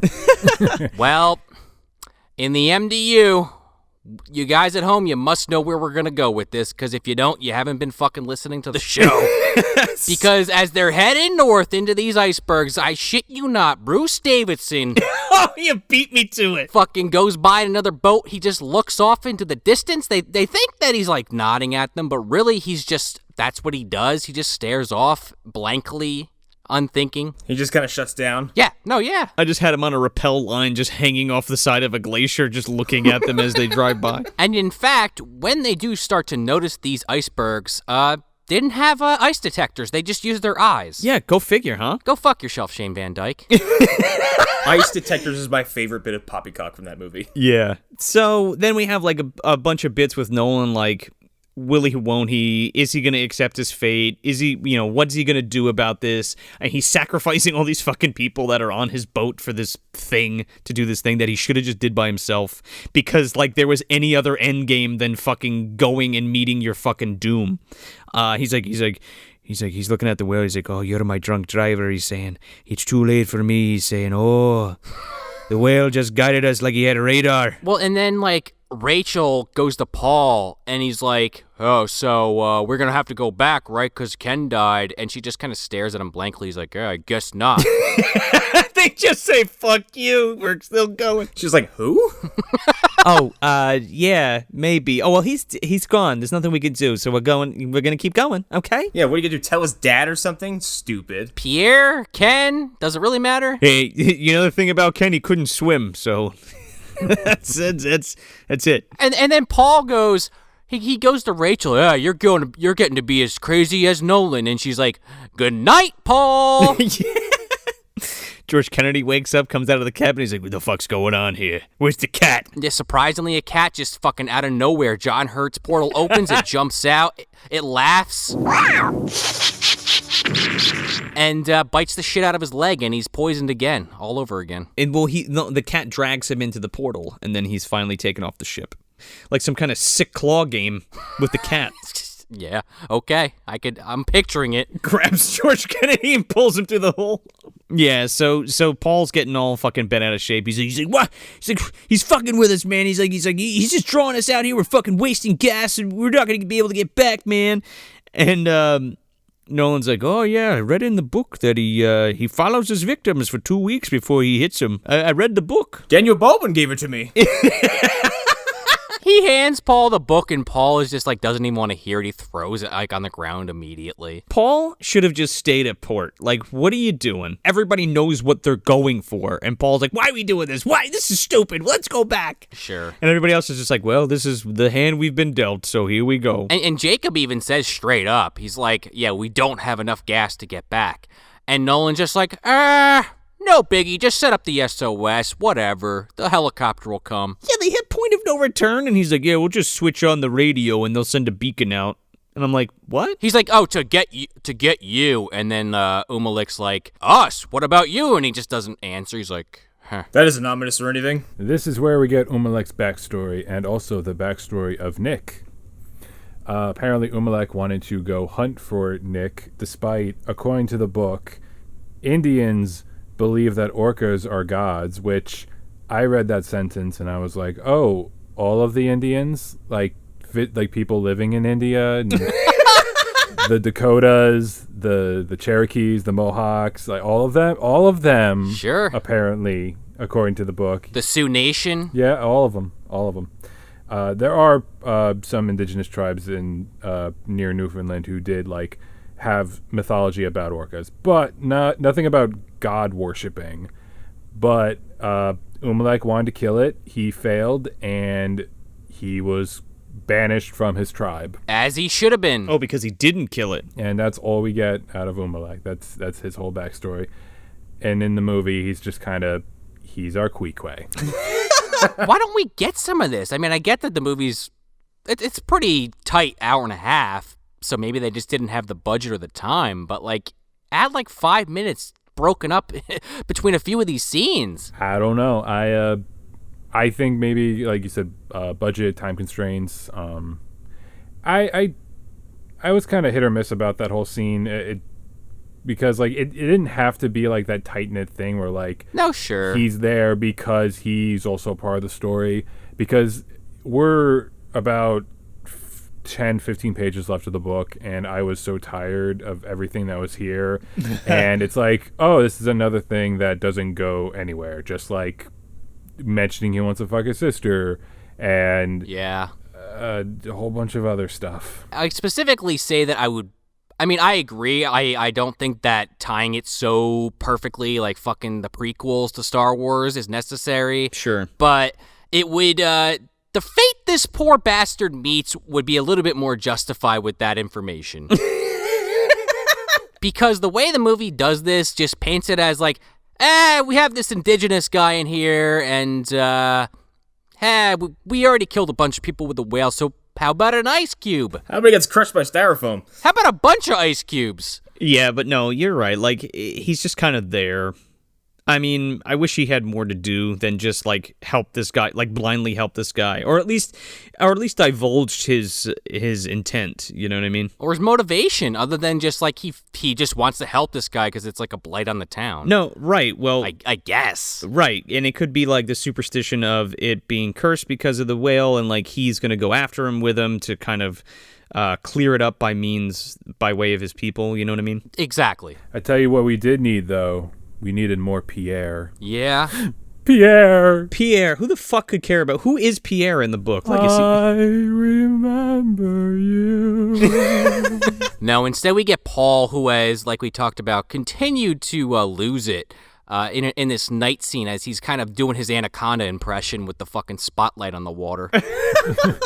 And he has this brilliant idea to like get the lifeboat ready just in case. Yeah, because they're like going head on for the iceberg, for this iceberg, and they like turn and they miss it, and then for whatever reason he's like standing in the lifeboat ready to lower it. Yeah, I mean, I guess I don't know enough about boats to really understand what his plan was. Well, you sure as shit don't stand in the lifeboat while you lower it, like to get it off the thing. Also, he seems to forget that the threat they're facing is in the water, and he has no qualms about just like getting in the water on this little fucking dinghy. He doesn't even fucking make it to the water because this orca. Well, Yes and no. It flies out of the water and like breaks this fucking thing in half, and the whole thing just collapses into the ocean. And then he falls like Hendrix down the fucking mine shaft or down the air duct. No! Never to be seen again. We don't even see blood or anything. He's just gone. Yeah, he gets dragged down to the bottom of the ocean. And fucked. And yeah, in a cave or something. In an ice cave. Yeah. Could you imagine that? The orca, like, grabbing one of these dudes and fucking them to death in a cave. Just fucks him to death with Bo Derek's leg. Still has it in its mouth, just shoves it up his ass. The idea... Payback's a bitch. How's this for your lady friend? Good Lord, imagine. Holy shit, fucking shoves the cast up his ass until he dies. It just like goes through him out of his mouth. Wow, he gets the worst from everybody. Yeah. Off screen. And then I think we get my second least favorite scene of the film. First being the murder of the female. Nolan just is like moping around because he's gotten all his friends killed. And he just like walks into Rachel's room and she's laying in bed and she's like, lay down with me, let me warm you. And I'm like, you, what? Yeah, it's weird. And like, again, like what is the affection for this guy? Like why all of a sudden do you like really actually give a shit about this dude? And why is she even there in the first place? I think Smith said it earlier. It's like a once in a lifetime opportunity to study this whale up close, but also like, it's not like this is like a scientific exhibition. He's going there with the express purpose of murdering it. Yeah, you're an accessory to revenge at this point. Yeah, now you're gonna get killed inadvertently from this fucking thing. So he's like, he starts confiding in there, and he's like, oh, all I wanted was enough money to pay off the boat and go back to Ireland. And he's like, oh, I fucked everything up. That whale loved his family more than I loved mine. And I'm like, whoa, that's some heavy shit, because what? He didn't go after the drunk driver? I mean, that could be. Or he wasn't there for his wife? Yeah. He didn't get into a boat and then challenge that drunk driver on even terms, okay? That's what happened. He didn't blow a whole community up? And there wasn't somebody going like, you should better give that drunk driver what he wants. No, actually you shouldn't, but maybe you should. Maybe you should. I like picture him like in the guy's swimming pool in his backyard. Like, come on. Who are you and what are you doing here? You killed my wife in a car. It's also one of those things too, like maybe he wasn't there for his wife because he was fishing, like out to sea, because he says that she was driving herself to the hospital because she was like in labor. Yeah, now that you mention it, yeah. But yeah, he's like, I fucked everything up, blah blah blah, and so we cut to more like they presumably fuck, which I don't need. But apparently in the book, it's explicitly they do. Yeah. But they get together because it's cold. It's explicit and super awkward. As it should be, as proper, because like it just doesn't make any sense. It doesn't jive at all. Agreed. It doesn't. So then in the morning, he's like getting all his fucking weapons ready. He eyeballs this like massive harpoon. I guess he was just keeping as a backup weapon. He throws the gun down and he's like, I don't need this. It's a fair fight. Because the orca's like now pushing a fucking glacier towards the boat. I fucking died when I saw that, because at this point this whale is like, yeah, I could fucking show you. Here's a battering ram made out of an iceberg. Yeah. That I'm pushing with my nose. I'm not even gonna fucking fuck with your boat. I'm gonna push this giant ice block into your boat and crush it. And then he goes to like the captain's cabin.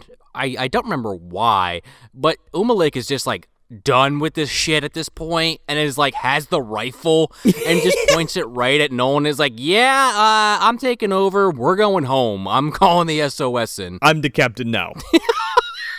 Yep. And he's like, we're going home. And he's like, yeah, whatever you say, Umalik. Did you see the giant iceberg coming for us? He's like, that stupid, icebergs don't swim. Bruce Davison's like, I beg to differ, son. And then Nolan and Rachel are outside basically like looking at the orca push the iceberg, and he's just like kind of waiting for it to smile, you son of a bitch, and then he throws the harpoon at the orca, and he makes contact in a pretty fucking devastating way. This fucking harpoon goes into the orca's head. Like, yeah, direct hit. And it, like, screams and it, like, breaks it off on the iceberg. And he's like, oh, well, it's not dead. Shit. And then they basically are like, oh, you know, they call for the SOS to, like, bring the, They gotta call Michael Caine with the helicopter. Yeah, I'm coming in with the aquatic helicopter. Wow, that impression was something else. Yeah, it was shit. I had it good before. I'm wavering. But as they're like recovering from that, the orca kind of circles back around and continues to push this iceberg into the boat and wedges it into this massive ice wall. And then just for some reason, I mean, we already kind of talked about it, but Umalek comes outside. If he waited like 20 more seconds, he probably would have survived. But nope, he comes into the cabin and he's like, oh no! He pops out of this fucking door like a Metal Gear Solid thug. He's like, what was that noise? And then just immediately meets his demise. If he just went out the other side, he wouldn't be dead. Right. He looks up and this fucking sheet of ice just fucking crumbles on top of him and he dies horribly with his bloody hand sticking out of the fucking pile of shit. So this scene is like a whole other big battle sequence where Nolan's throwing harpoons, throwing grenades. Multiple, huh? Multiple. The whale jumps onto the boat like a certain other movie we've been talking about. What? Oh no. Yeah, then jumps off of it, and then the iceberg starts coming, and someone has the bright idea. I think it was Umalek who lobs a grenade at the iceberg to try and stop it, which works about as well as trying to blow up a whale from a beach. So what do you tell me he gets a bunch of shrapnel in the face? He gets a bunch of ice crumbled on top of him. Jesus. Well, I kind of prefer a grenade mishap than just happenstance taking him out of the equation. I mean, again, like if he just went out the left instead of the right, he'd be alive. Well, you know, he had that phobia. He can't go out the left side of a room if there's two doors. I can't go out that door. I can't go out left doors. I don't get up on the left side of the bed. I had a psychic reading last night that said if I go out any left doors, I might die. So let's go out the right. Fuck. They end up like abandoning ship and the fucking ship goes down and they're like on this like ice sheet like fucking Yukon Cornelius with all their stuff. Yeah, quite literally. I got Frankenstein vibes from this whole climax. Oh yeah. It kinda. Yeah, classic Frankenstein, sure. Yeah, because I think the end of that story ends on the ice, doesn't it? Where because he tracks him down yeah. Yep, right in the book. He like comes in the porthole and he's like, I'm here, Frank. I'm here, Victor. Damn you. And then and then he blows his brains out. No, I don't know. I forget how that ends exactly. Yeah, I think it is very similar to the end of Frankenstein Unbound, just without lasers and shit. Yeah. Sure, yeah. without laser tag, yeah. Or a time-hopping car. That too. So they're running across this sheet of ice, and occasionally the orca's like popping out to try to like A, scare them, I think, and B, just hopefully take them out. And eventually they make it to this little bit larger ice berg, I guess I'll call it. This shit looks like a fortress. Like, yeah. It's like the aggro crag, really. Yes, it does. Yeah, that's what it looks like. And we're here on the aggro crag. They're going to jump over the iceberg and go up the side of it. Thanks, Mo. Mike O'Malley here for Guts. Do you have it? Watch as the orca follows them under the ice and they run for their lives trying to get the trophy at the top of this aggro crag. Let's see if they can do it.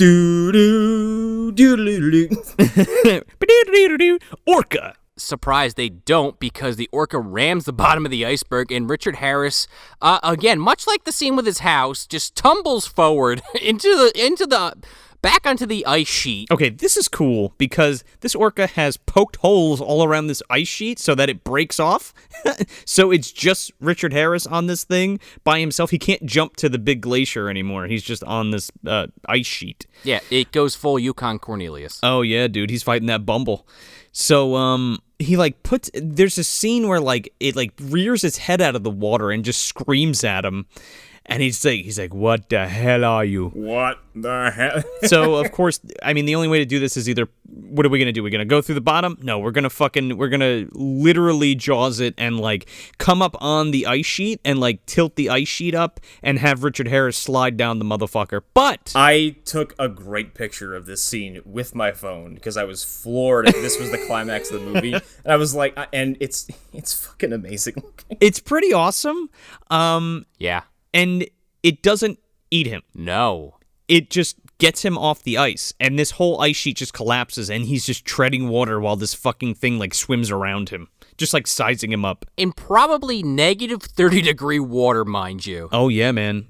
Oh, real quick, I was at a Titanic exhibit in Tennessee, and they had this tank to show you how cold the water was. I've heard about this. And you can put your hand in it and you see how long you can last. I put my hand in for, I don't know, 10 seconds, and it was like, it hurt when I took it out. It was so cold. Oh, yeah. Oh, my God. So just put that in perspective for you. People were in that shit for hours, and Yeah. most of them didn't survive. No. So yeah, instead of eating him, it just lets him get into the, fall into the water, and it's like it's swimming around him and like sizing him up. And you're like, what's going to happen? Like, is he going to eat him? Is he going to like rip him apart like limb from limb or what? Neither. This fucking thing swims, and he like, I think at one point he like tries to grab onto the tail, and this fucking thing whips him out of the water on its fucking strong ass tail, and he goes flying through the air and smacks the fucking glacier and dies. Well, here's the thing. He does not grab that tail at all. Oh, really? This fucking orca takes its tail and smacks the ever-living shit out of Richard Harris like 3 times before it wings him into this iceberg.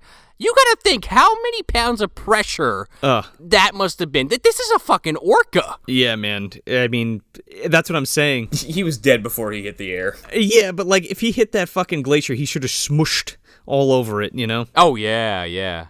He got the worst death. Fun fact, orcas actually do use their tails to, I think they use it for sea turtles, where they whack it to stun it. And break the shell. To break the shell and to stun it, and then they just kind of munch on it there. That's crazy. That's why they're apex predators, man. They have different hunting tactics for all these different animals. It's insane. They just fuck everything up in the ocean.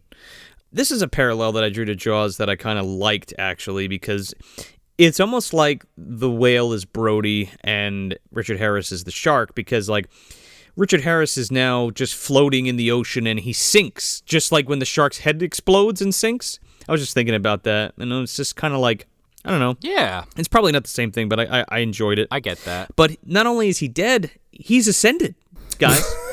This is what's been coming. All right, break this down. Okay, so Richard Harris, this is how it all starts, right? He's just an ornery Irishman or Irish drunk that's killed by this fucking in a blood feud between a killer whale. Then he ascends, and he becomes a wizard. The aptly named Dumbledore. Albus, if you will. Albus Dumbledore. He's reincarnated. He does not remember his past self. Then, of course, the events of Harry Potter happened, and he helps the boy who lived and all of that kind of stuff, sacrifices himself because he's the prophesized one to defeat... he who will not be named. Yes, and then we're not talking about John Hurt. Right. Yet. And then he visits Harry Potter in a dream? Yeah. Limbo or something? We're not really clear on that. Yeah. Well, he's destroyed, but he's Avada Kedavra'd by Severus Snape, and he ascends once again, and he becomes... the second blue wizard. Haggerty has a fucking peer now in the blue tier of wizardry. Connor, are you not an expert on Lord of the Rings mythology? There are 2 blue wizards. I don't know the expanded Lord of the Rings mythology that well. Neither do I, but I'm still gonna make you feel bad about it. God. So Richard Harris is now ascended, and he gets his blue robe, and he's joining the party, guys, I think. I gotta be honest, I think his blue robe is just... whatever Richard Harris wasn't wearing, but Michael Gambon was wearing, is what he is wearing. It's like that dirty grandma sweater he's got on in this. Yeah. It's like full of holes and shit, but it's blue. Smells like fish. He doesn't live at the mansion, but he's around. Like, when they gotta assemble to fight John Hurt, he is definitely called upon, for sure. I like that idea. He comes for the barbecues, but he always gets a little too drunk, and then he starts firing off Avada Kedavras left and right. And, he never really did that in his former life, so it's kind of shocking to everyone at the party, besides Dobby, who was, unfortunately, the recipient of most of these spell incantations. This is all too familiar to him. Yeah, and then, Harry Potter, he has to ascend, leave his job as an Auror, a fucking wizard cop, that son of a bitch. And he's got to bury Dobby. He's got to take off his fucking badge right in the wizard's backyard and just start burying the poor house elf. And as he starts burying him, Charnetsky walks over and says, he's back on the mortal plane now. Like, you don't need to do that. Yeah, it won't be the last time he does that either, No, or the last time, or the last time, Or the last time. The never-ending cycle. Or the last time. Dobby's existence is pain. Or the last time. Dobby's existence is pain and suffering, Mr. Potter. Or the last time. And that's Orca. So yeah. so fucking he falls into the water and and he's dead, and the whale swims off and the helicopter comes in to save Rachel, ? The end. Do you think, and then I want to hear the differences to this film from Smith, but do you think it was imprinting Rachel when it stared at her before it swam off? Maybe. I'll be seeing you, bitch. I'll be seeing you in Orca 2 that never was made, but could have maybe happened. You want to, like, fill in for my wife? Or what? She got killed by Jigsaw. You have a fucking orca? You're single, I'm single. It's cold. We need to keep each other warm. You know what I'm saying? I mean, he is a devoted husband. It's true. You know he can provide, right? So that's good. So Smith, what is the please, I've been aching to find out what the end of the book is compared to the movie. Are you guys ready for some bullshit? Absolutely. I'm so ready. Been ready. Lay it on us. I'm going to say a lot of things. Bear in mind, this is the last page. It is the last page of the story. Nolan, or Jack Campbell, is sliding down the iceberg like in the movie, right? Yeah. And he hears a voice. He hears, "Come near, lose yourself, return. What the fuck? Merge with me, come nearer and nearer," as he's sliding down towards the whale. And he hears this in his head. Boys, the whale is fucking psychic. I knew it. Is that how Umalik knew it was the same one? Like he, of course there was the scar on the fin, but that was how he really actually knew. I was playing with that before. If this was left in the movie... I'm not done. Oh my god. Oh boy. He hears this, and he continues to slide. And then the whale, Nick, he just leaves. He just swims away. Wait. Nolan and Rachel are fine. Helicopter is coming. It just swims away. Okay, hold on. You're saying that the whale reveals itself to be a psychic, has some kind of, like, psychic link with him, and then is like, you know what? Just fucking leaves?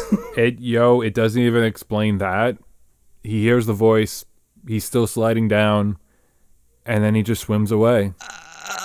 I wrote this whole note down, and it's just rambling. It's, the whale is fucking psychic. The whale is psychic. I can't. I just can't. The whale, it just leaves. It just leaves. Campbell, when it was falling, that just went away. Is this like one of those things where the whale didn't actually exist and Campbell is just killing all these people? It could be. Probably not. And Rachel just went along with it? Yeah, she was his accomplice. Okay. How the fuck are you just going to throw that shit on at the end and then just be like, well, fuck you? No wonder this guy did not get a writing credit. How did this? He shouldn't even published it. Now you know what it's like to live in my brain. Hey, Arthur, what the fuck with this ending? Listen, you wanted... Well, that's, what? I thought it sounded pretty good. Why? What's wrong with it? I was drunk. It makes no fucking sense. Listen, I'm on a time crunch, okay? It's also one of those things where it's like, you didn't even have him say anything meaningful. You're just like, yeah, come down, merge with me. Let's dream fast together or whatever. Like, it's just like, I don't know. It hurts. I don't even know what to say. Yeah, I'm at a loss for words. My silence speaks volumes. It's a neat concept. Nick the psychic time-traveling whale. Yeah. Whatever. Working for the MDU Wizards. No, that just affirms it. What was your immediate reaction after that? Like, what did you do after reading that? I called my girlfriend. I was like, baby, I can't with this book.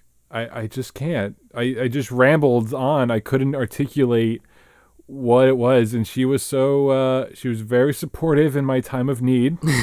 Being like, I understand. It was a bad book. It's over now. Shh. Merge with me.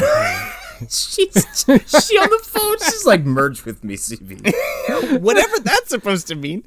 Smith just puts the phone down and just like stares off blankly like Bruce Davidson, and then just fade to black, and then you just hear CB like, wait a second, The fuck? Do I live in a movie? It's just my actual just complete, like, after I calmed down, it took a lot of coffee afterwards, and I was just like, okay.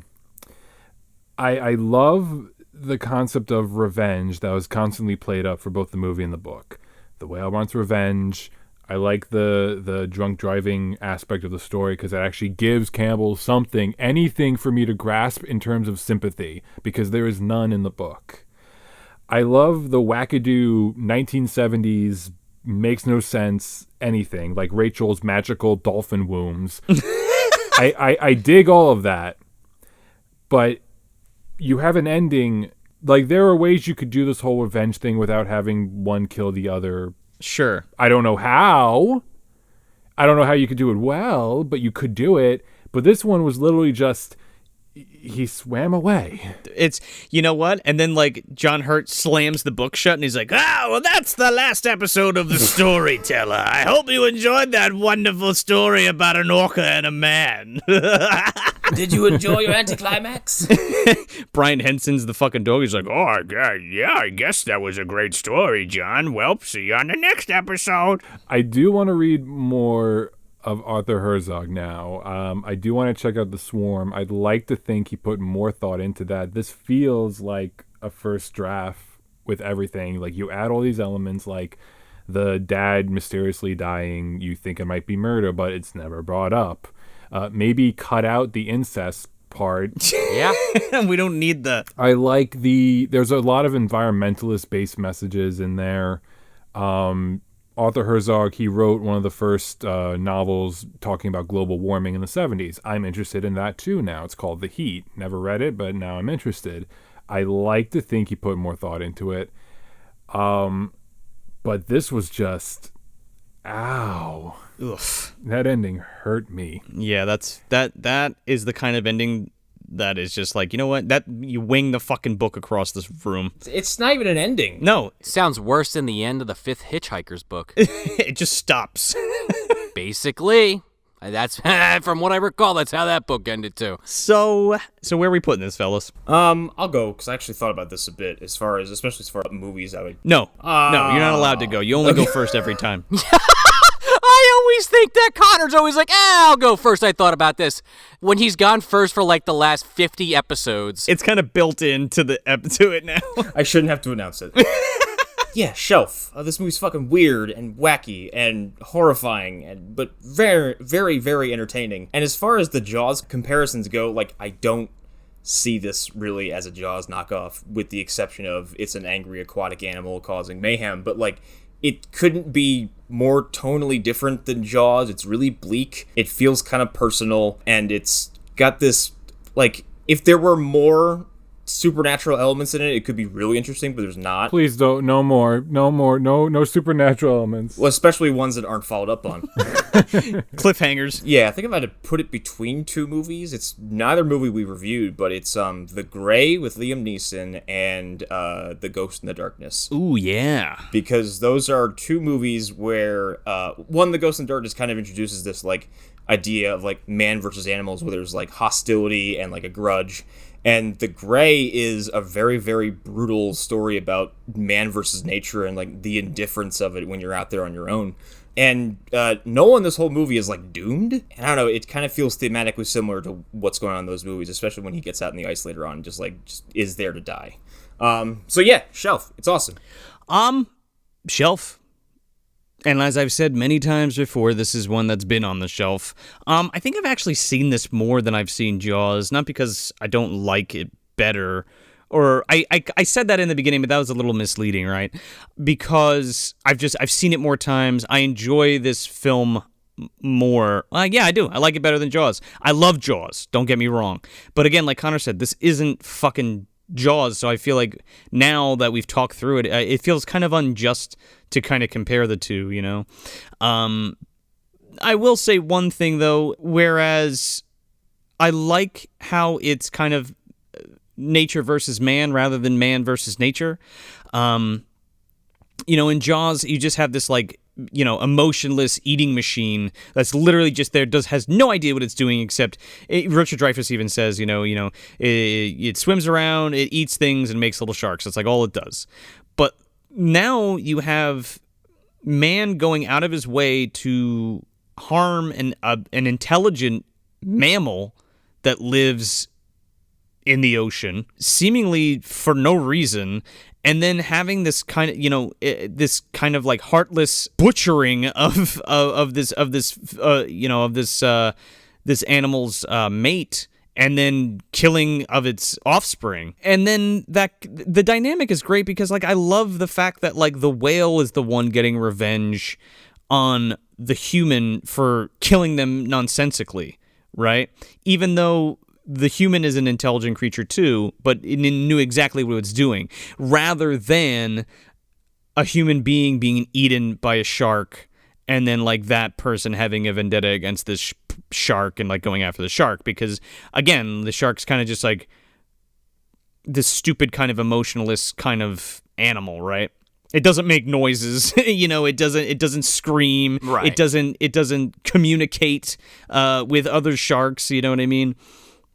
So I really love that dynamic of this film, and it kind of puts it a little bit higher for me than Jaws because of that, because of the story that's being told. And again, that comparison of the fact that like it's a giant aquatic animal that's wreaking havoc, like Connor said, like that's a good way to put it, and that's probably the only two things, or the only things that these films have in common. Even though Dino meant to as to cash in on Jaws rather than rip it off. I can't believe, talking to Smith, like I can't believe how much the book sucks ass. Like it's shit. It's garbage. Yeah, it doesn't sound interesting at all. No, and it's really fascinating to me because they really pulled together an excellent film, an excellent, emotionally impactful, really well-told film with great special effects, great acting, great atmosphere, great score. Everything just feels really good. And I said this earlier about it feeling very Italian, and I think that's another reason why I kind of really have a soft spot for this, because it feels like an Italian like exploitation film, like 70s Italian film. Because of the score, because of the producing, because of the way it was shot, all that kind of stuff. It's a great flick. Straight up. Shelf, definitely. Yeah, this is definitely a shelf movie.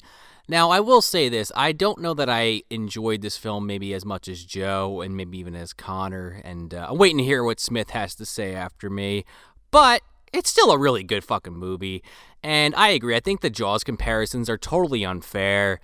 And, I mean, I'll say it even though it doesn't really matter in my opinion, but I think I like Jaws a hell of a lot more than this movie. But, again, like I literally just said, it's really not even comparable. They're so different other than, there's some themes here and there, and there's a couple of lines of dialogue that I think that are directly riffing off of Jaws, and, the whole part where the orcas literally kill a great white shark.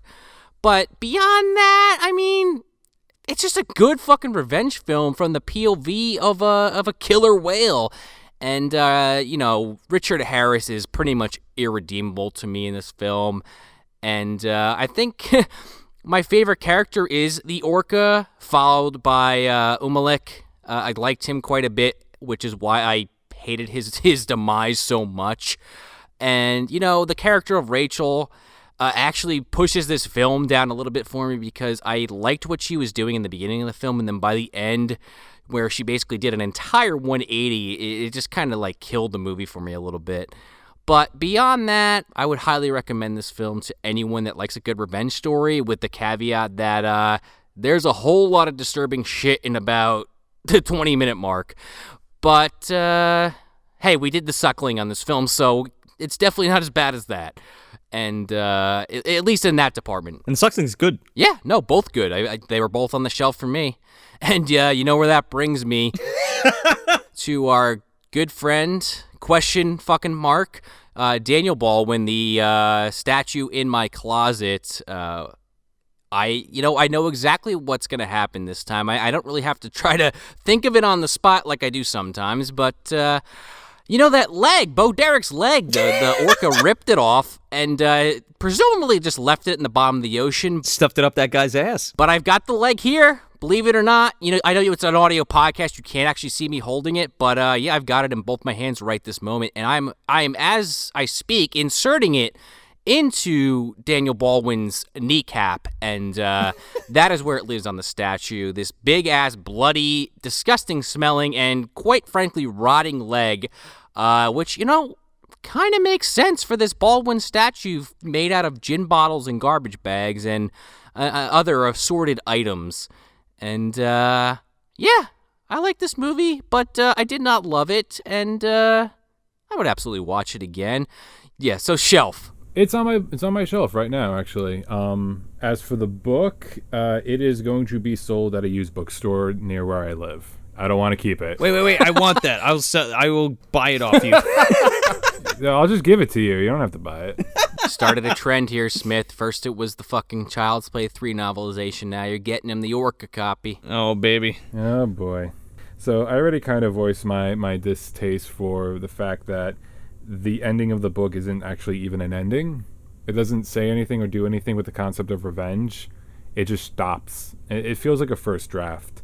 It feels like I've never read another Arthur Herzog book before, but this feels like an autopilot type thing, which is, you guys talked about how, like, you don't want it to feel like a Jaws ripoff, which I'd have to disagree. The whole reason it exists was because of Jaws. You can't take that away. The same that I read a history book on the horror genre, and they mentioned how Halloween by John Carpenter was made because of the success of Black Christmas.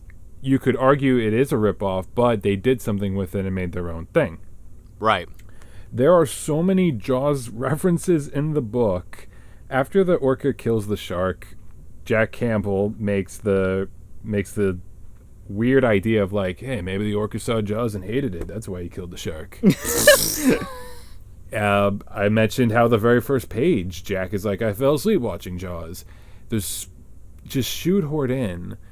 You can't take that away from its existence, but I agree with everyone that it definitely it turned what could have been a very dumb Jaws ripoff and just crank it up to 11, sometimes in ridiculous ways. It blows up a building. It beckons him over with his tail and his fin. It pushes an iceberg, but that's part of the kind of the charm with it. I mean, the Bruce in Jaws, like, he drags barrels down, hunts them, surprises I think it was Quentin in the shark cage, like, does like a jump scare. Like, that shark also has like its own mind, so it's not really realistic. I do like the book. Herzog did some kind of research because he does incorporate some hunting tactics of orcas, like with beaching themselves to hunt animals. I appreciate that, and I am kind of curious on his global warming book, and I'm curious about the swarm now. But it's not going to stay on my bookshelf. If anyone, like, I don't recommend it.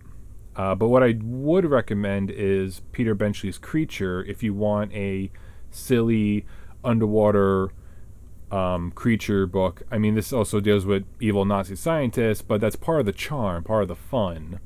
Another good one is, I actually just recently finished it. It's a new one that came out about a month ago. Max Brooks, who wrote World War Z, he wrote a Bigfoot novel. Oh. It was, I recently finished it. It was really, really good, especially if you're someone like me who lives in the woods. I have the Pine Barrens, this whole forest in my yard, and I've lived out in the middle of nowhere, and there are moments in the middle of the night where you hear a noise and you turn on that porch light and you'll see like a bear, a puma, mountain lion, whatever. Fuck off. And it's scary.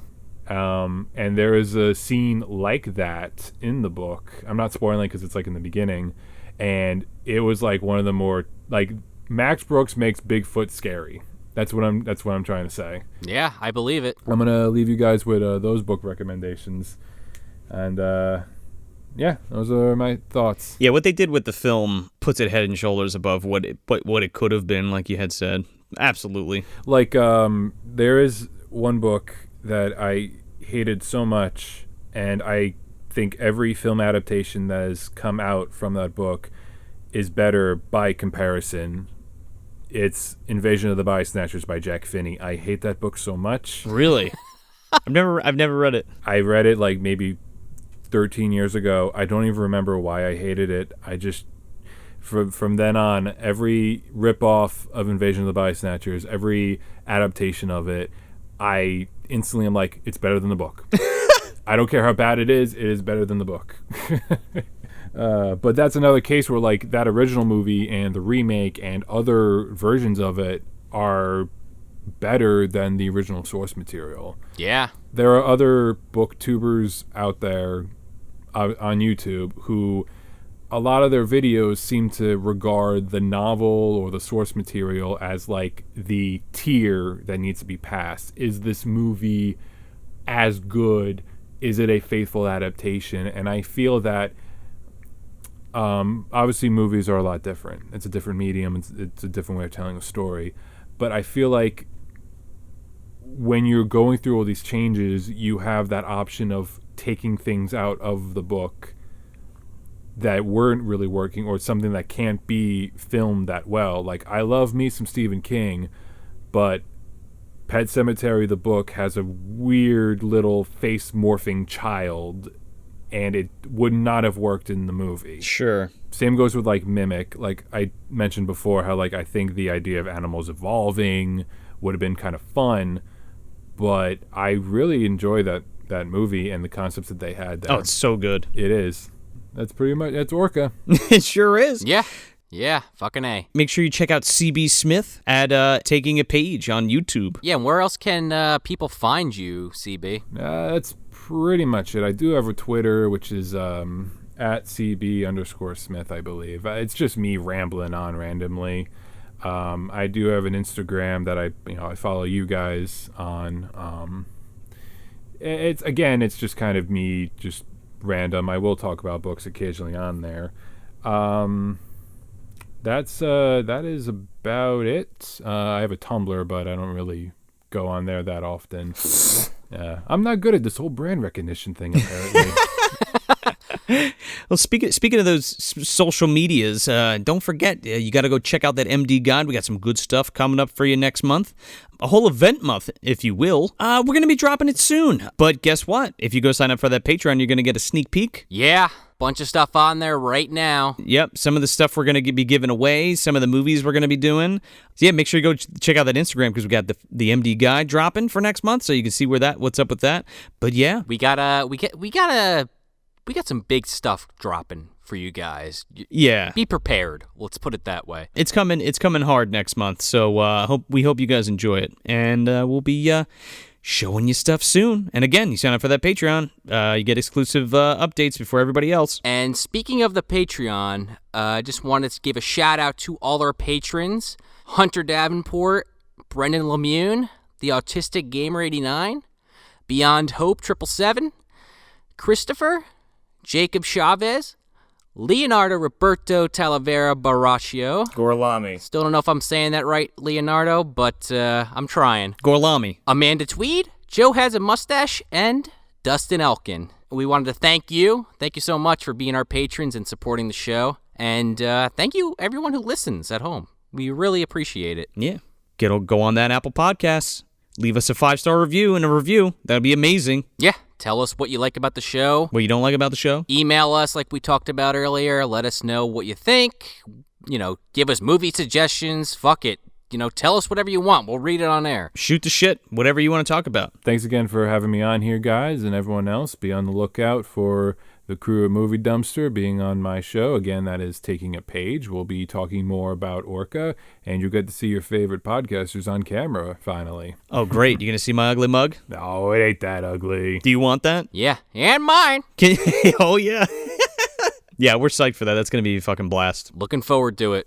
Everyone, stay safe, practice social distancing, wear your mask, and hopefully everything will be back to normal soon. Fingers crossed. Fucking amen. Fucking A. So that's it. That's Orca the Killer Whale from 1977, directed by Michael Anderson. Hey everybody, if you want some more bad movie goodness, you can check us out at moviedumpsterpodcast.com. Subscribe to us anywhere you listen to your podcast, and make sure to leave us a 5-star review if you dig the show, because it helps us get out of the bottom of the dumpster and into more eardrums. Yeah, and if you're on the social medias, you can follow us at Movie Dumpster on Instagram, Facebook, and Twitter. I'm Joel Escola. I'm Sean O'Rourke. I'm Connor McGraw. And I'm CB Smith. Thanks for visiting the dumpster.